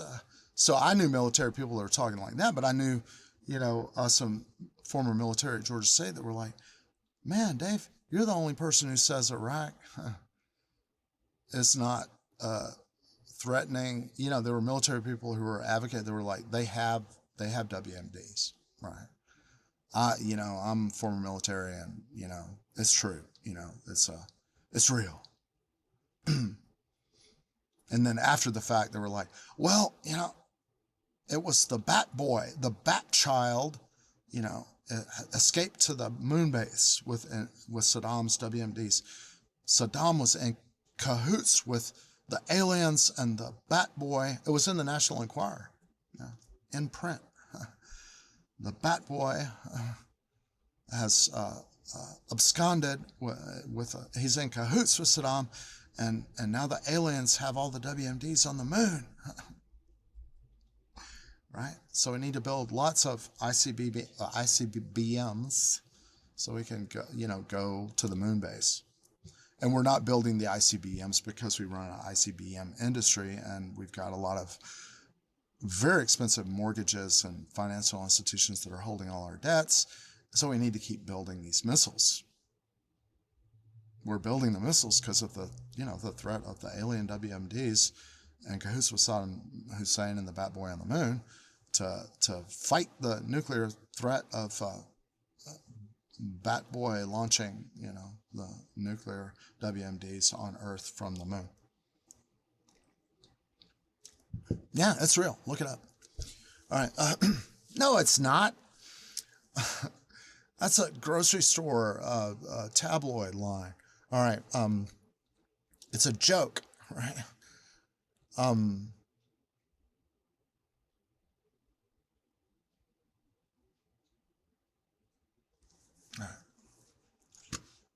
I was just doing a quick internal evaluation. I wish this is something, the stuff where they can, see your brain in real time and stuff and what you're thinking and stuff. I really hope that wouldn't it be awesome if everything that you think, right, you could instantly have a text.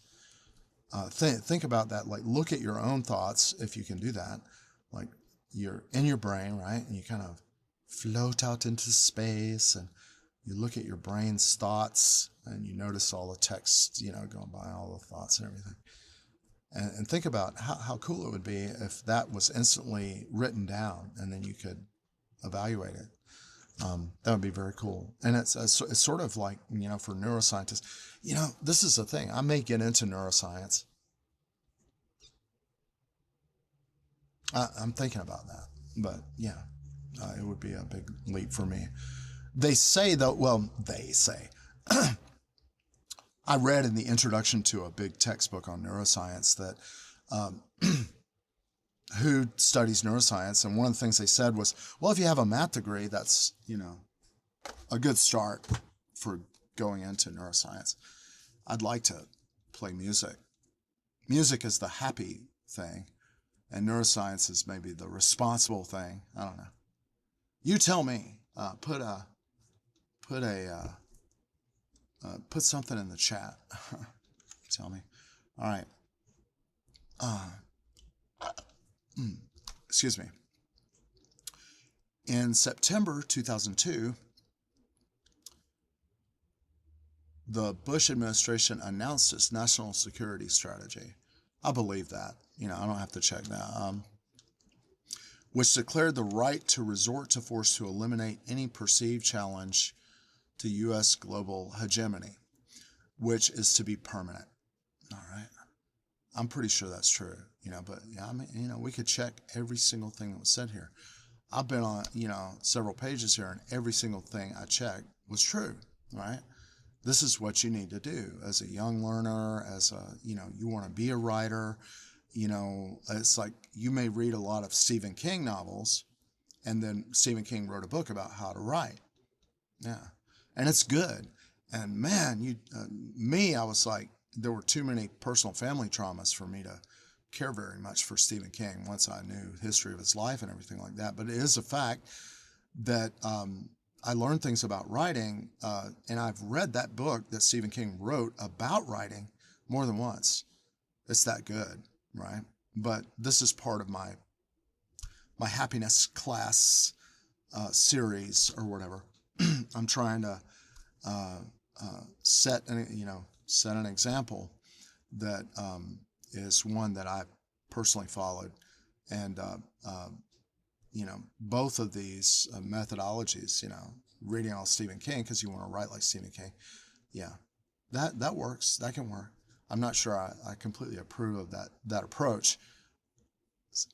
There are more urgent matters. I don't know. He turned out to be a good guy. I think he's really made up a lot for the bad part of his life and stuff. It's worth looking at. So don't let me be too hard on him. That's that. In Isaiah where it says, even though the sins of Israel are black with blood, right? Something like that. I will make them white as fleece, right? When it comes to mind, I'm like, that has connotations or whatever. That black is bad, which I hate. Black is somehow associated with bad stuff, and white is associated with good stuff. And then you do have that in Isaiah, quote very, though your sins are black, I will make them white. Yeah, okay. And yeah, because of, the history and everything that has baggage. Right, all right. The new grand strategy aroused deep concern worldwide. Yeah, I'm worried, man. even within the foreign policy elite at home. Also in September, a propaganda campaign was launched to depict Saddam Hussein as a imminent threat to the United States and to insinuate that he was responsible for the 9/11 atrocities and was planning others.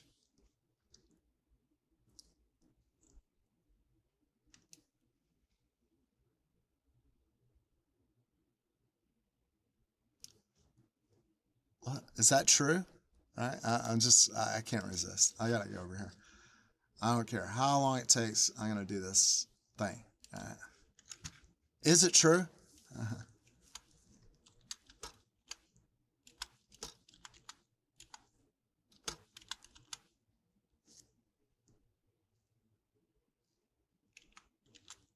Somebody lambaste me for not studying my typing. It's been too long. Um,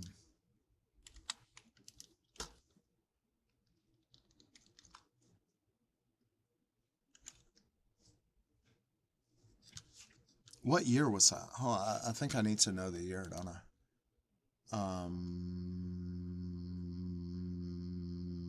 2002 is what the claim is. Is it true that in September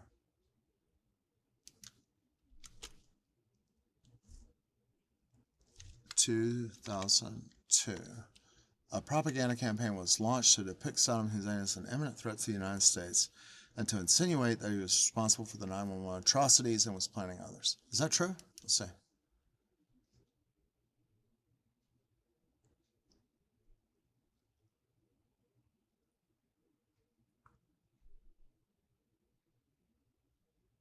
Yeah, that's true.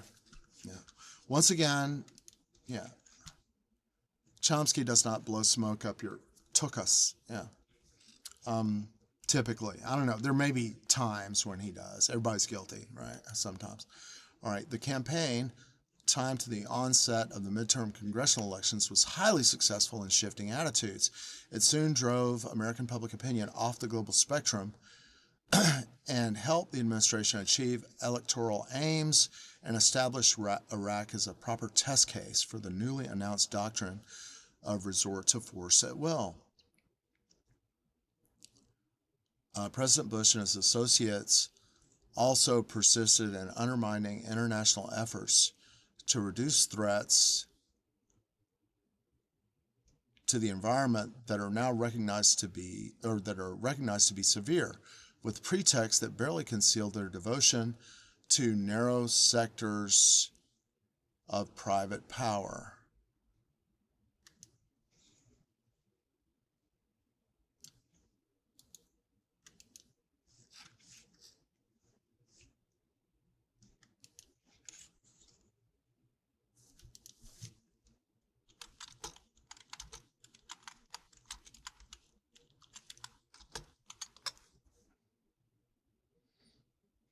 Is it true that President Bush is, let's see.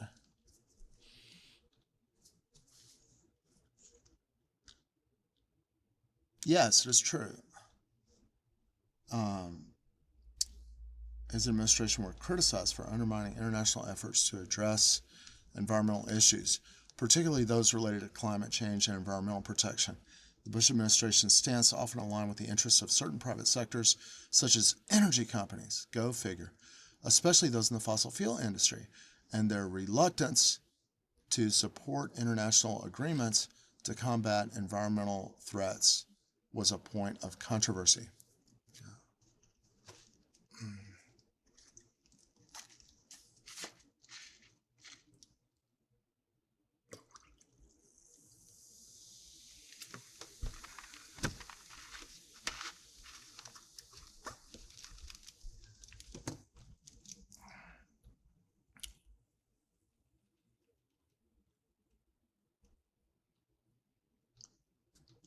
All right. I'm checking. All right. The administration's climate change science program, wrote Science Magazine editor Donald Kennedy, is a travesty that included no recommendations for emission limitation or other forms of mitigation. I bet you Donald Kennedy did say that. And kudos to Donald Kennedy, right?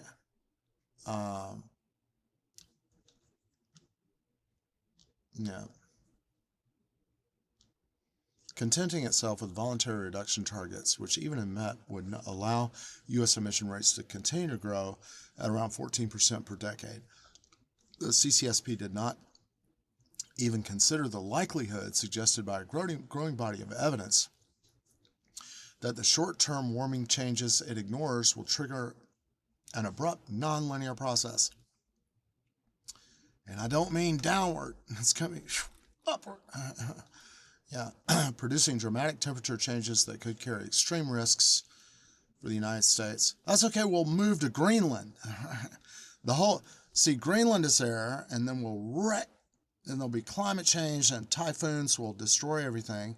And then Donald Trump will be the owner of Greenland, and he'll sell you a house, but you'll have to kill all the Indian people that live there in the wild frontier of 56,000 Greenlanders who happen to be, Inuit, Indian, Eskimo.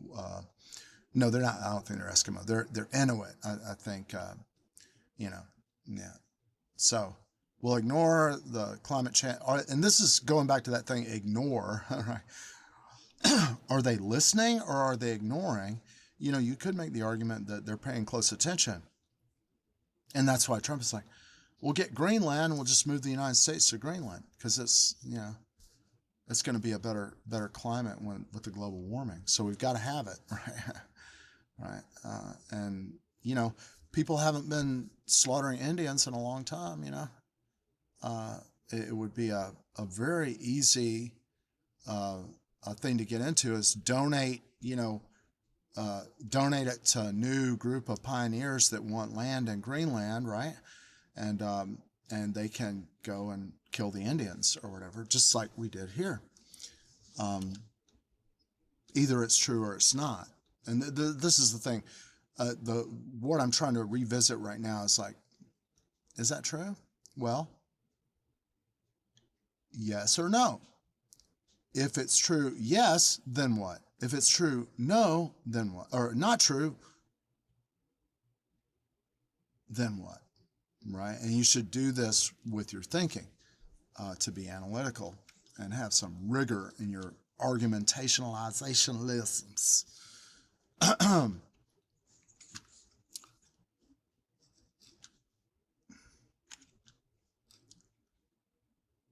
And he quotes, this is stuff you can go and find.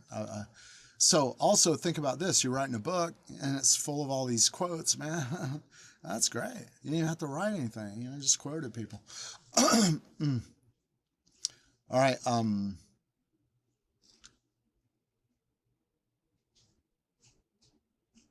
The Bush administration's contemptuous pass on multilateral engagement with the global warming problem, Kennedy continued, is the stance that began the long continuing process of eroding its friendships in Europe, leading to smoldering resentment.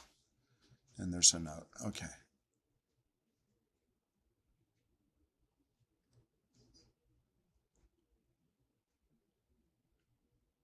Did Donald Kennedy... Is it true that Donald Kennedy said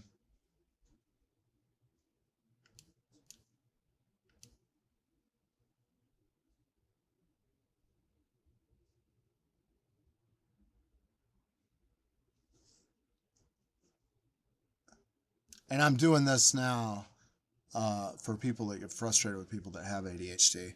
I'm doing this now because of the footnote, not because I decided to violate my thing of segueing into segues too much, right?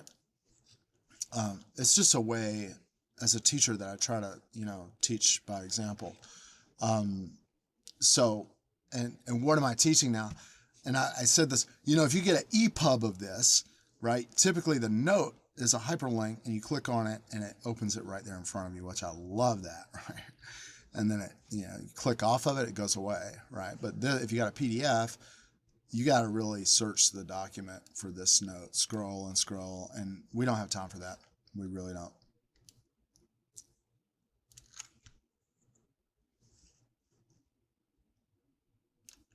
All right, so let's see this. I'm going over to ChatGPT now, right? Is it true that Donald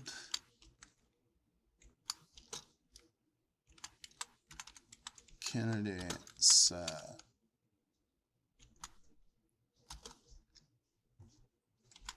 the Bush administration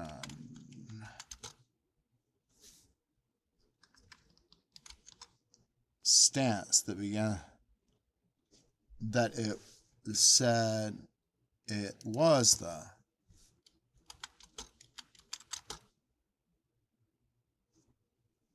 that began, yeah. Did he say it? Is it true? Yes, it is true. Donald Kennedy, former president of Stanford, I didn't know that about him, right? And a prominent figure in American science and public policy, criticized the Bush administration for its foreign policy stance, particularly its approach to international relations in Europe.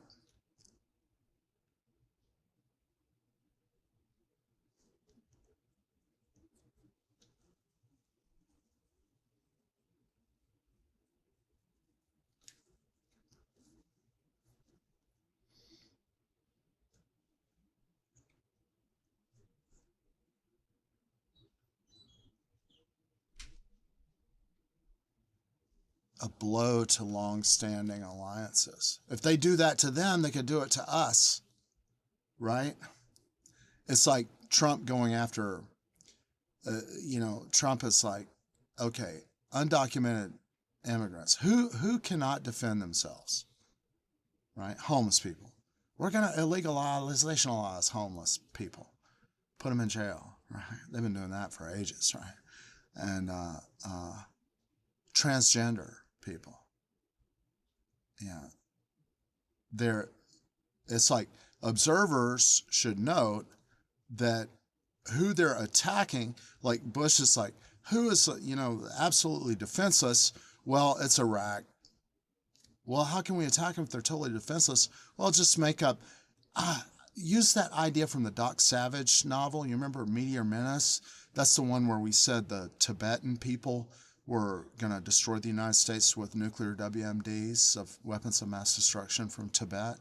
You remember the book, and I'm hypothesizing, since all the story was already done in a Doc Savage novel from, I don't know, the early 1900s or whatever, but it wasn't about Iraq. It was like, the American people need to wake up to the threat of the Tibetan attack, Tibetan invasion.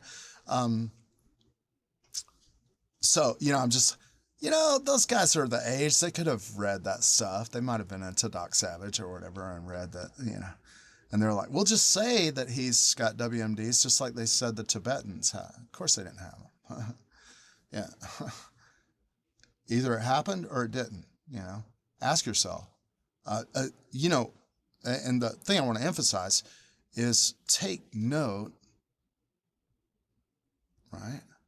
When you're making a hypothesis, where you're lacking in rigor, right? Well, at this point in this framework that I'm building, I have a question, and the answer to the question is either, is it true or is it not true, right? And then go from there, you go, well, if it's true, then, well, in this case, I just move forward. Yeah, it's true, right? Or it's not true.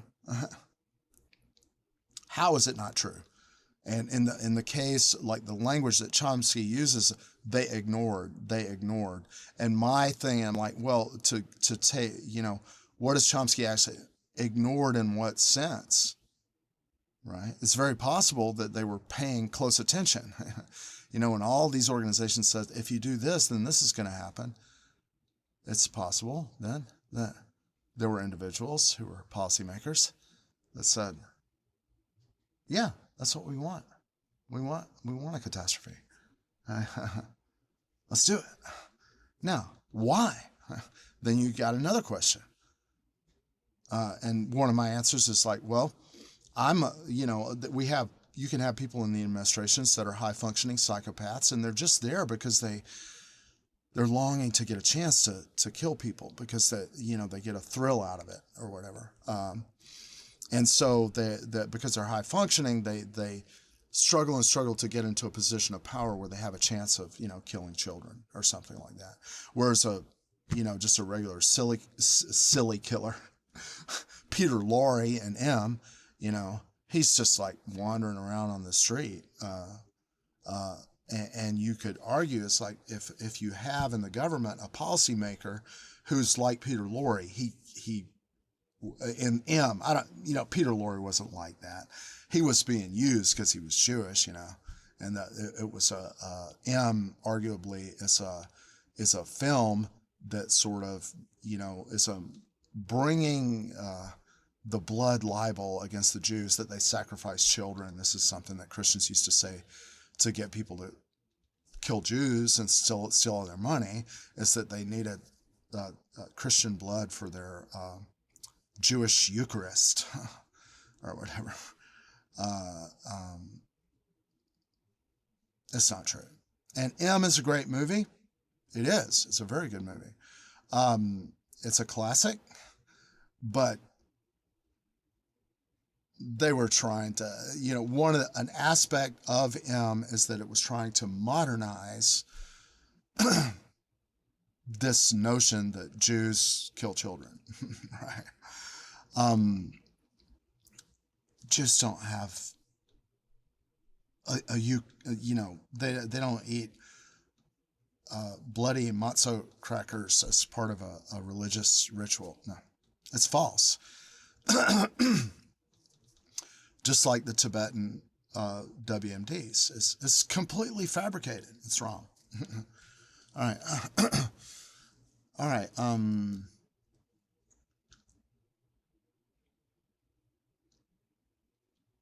Okay, back to the work at hand. This turned out, and I went there again. I went there because of the footnote. Right? And what I'm teaching is get an EPUB if you can, right? All right. All right. By October 2002, it was becoming hard to ignore the fact that the world was more concerned about the unbridled use of American power than, about the threat posed by Saddam Hussein. Anybody with any sense knows if a guy's like been in a...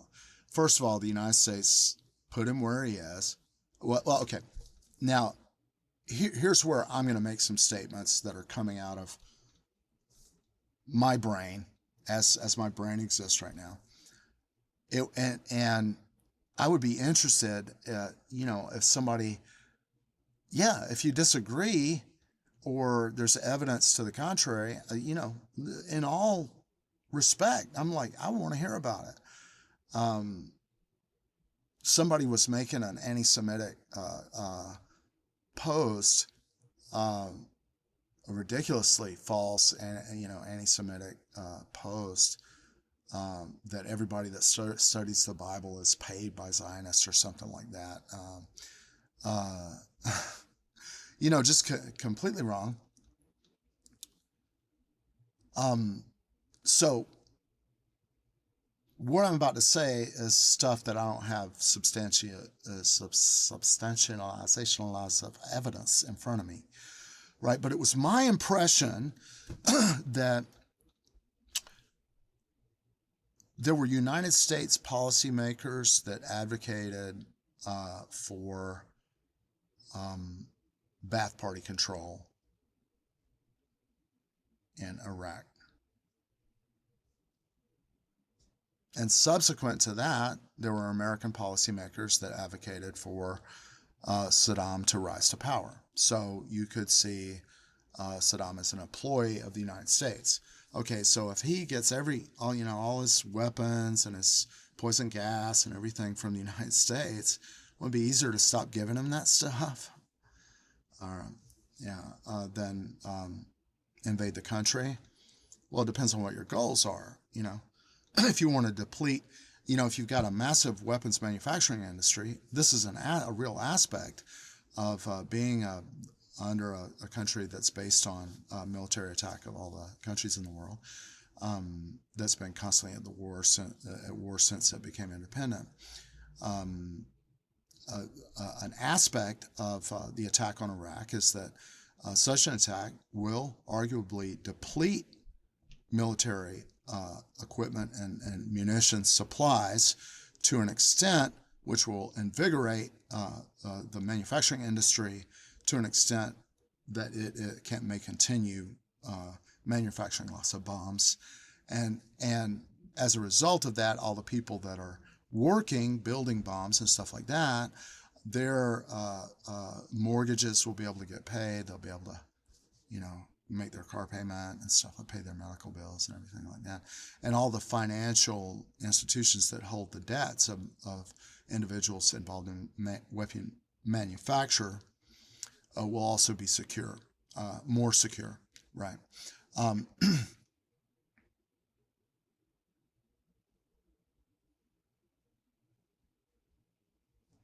Saddam was no threat. Some people believed it, some people didn't. Some people claim to believe it when they didn't believe it. I believe I'll have a pastrami sandwich. Oh, wait a minute. We're all out of pastrami, right? Yeah, belief. That's belief right there. All right.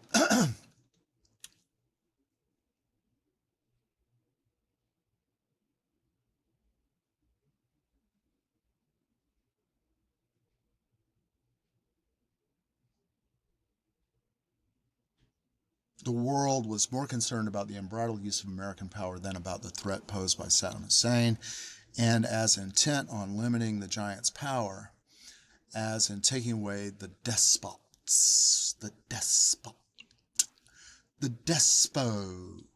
weapons. 3.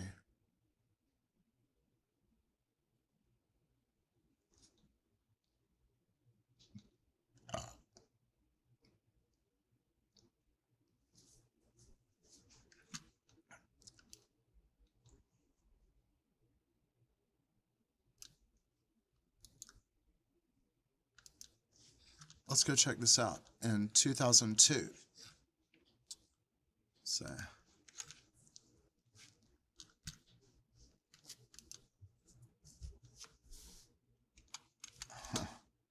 you wonder why Elon Musk is afraid of artificial intelligence. Is he afraid of it for good reasons or bad reasons?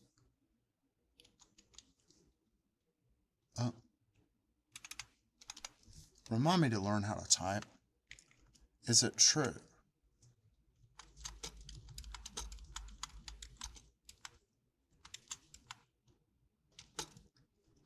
Is it true that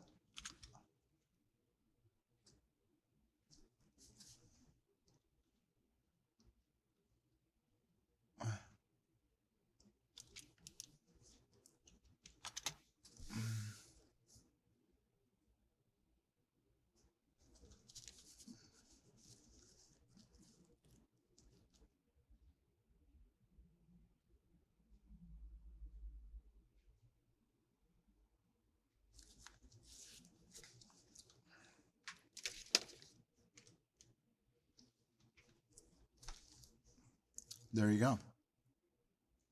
Yeah. and this is another thing, as a teacher, this is one reason why you keep reading a book. It's like every time I look something up, yeah, it turns out that it's true, and there's a bunch of evidence that it's true, that it's not secret or whatever. Yeah, okay. World concerns mounted in the months that followed as the giant made clear its intent to attack Iraq, even if the UN inspections it reluctantly tolerated failed to unearth weapons that would provide a pretext. By December, support for Washington's war plan scarcely reached 10%, almost anywhere outside the U.S., according to international polls. 2 months later, after enormous worldwide protest, the press reported that there may still be two superpowers on the planet, the United States and world public opinion. The United States here meaning state power, not the public or even elite opinion.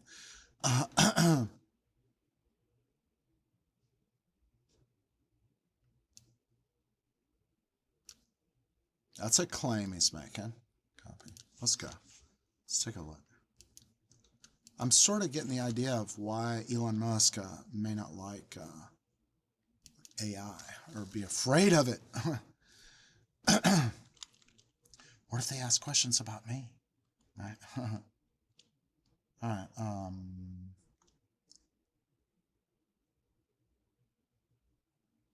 Is it true that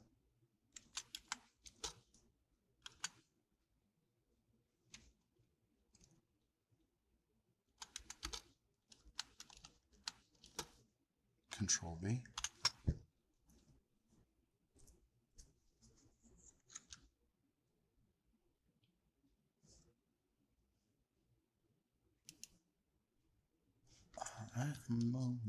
Yes.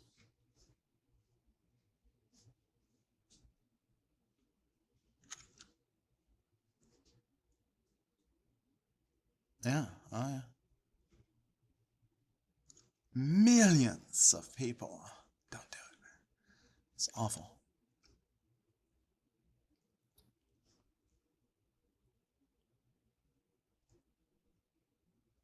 Wow.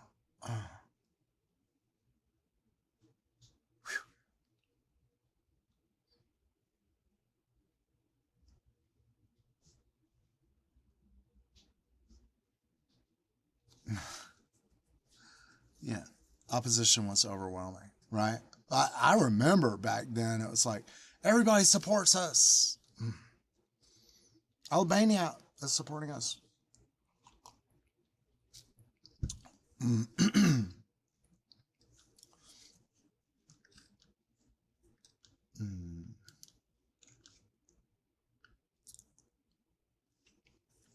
By early 2003, studies revealed that fear of the United States had reached remarkable heights throughout the world, along with distrust of the political leadership.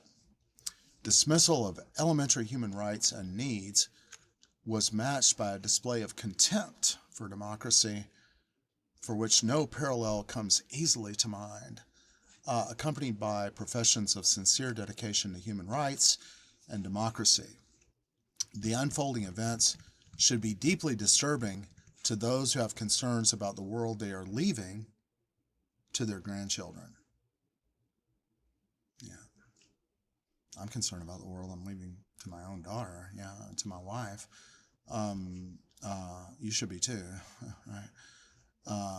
Though Bush planners are at an extreme end of the traditional U.S. policy spectrum, their programs and doctrines have many precursors, both in U.S. history and among early aspirants to global power. More ominously, their decisions may not be irrational within the framework of prevailing ideology and the institutions that embody it. There is ample historical precedent for the willingness of leaders to threaten or resort to violence in the face of significant risk of catastrophe.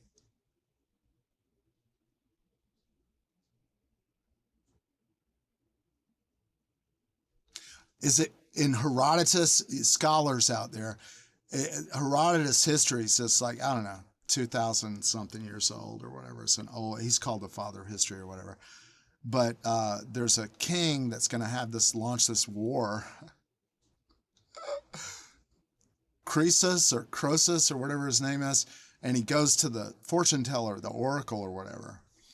And he says, yeah, tell me about this war I'm going to launch.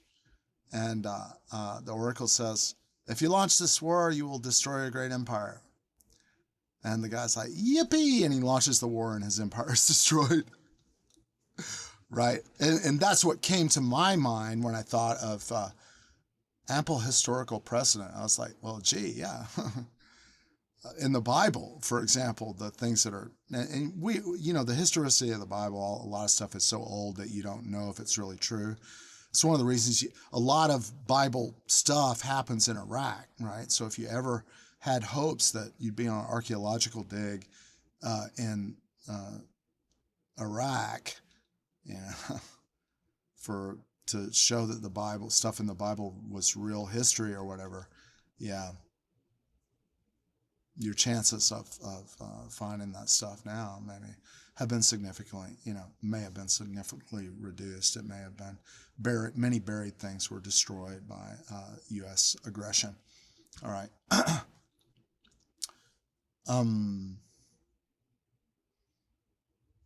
Yeah.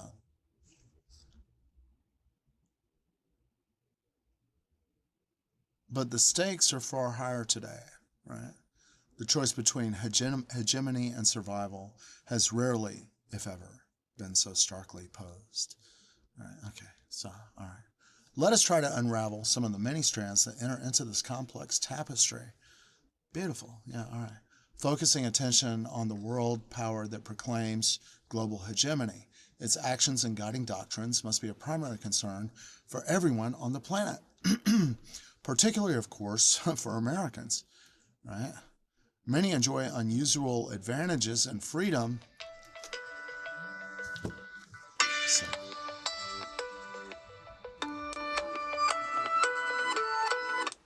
it's my wife calling. Hello, can I help you? Honey, sweetie, you need something? She hung up. I think she's sending me a sign. She needs something. Okay, so, yeah, I bet, okay, let's just do a quick closing down. This is a long enough class and the house is starting to wake up. I usually try to keep this, my classes, in the AM or whatever before everybody gets up.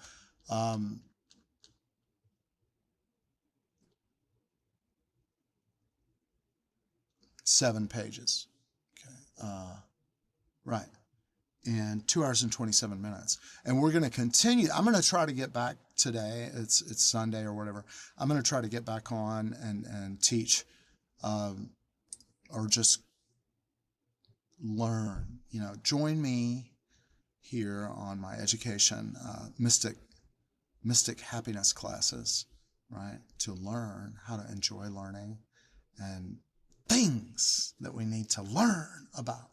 Okay, and gradually you'll sort of get the feel of my ideology surrounding pedagogical methodologies. So I'm tuning out, and we'll see you next time on the Reading Cow, the Mystic Happiness classes from the Reading Cow from another world.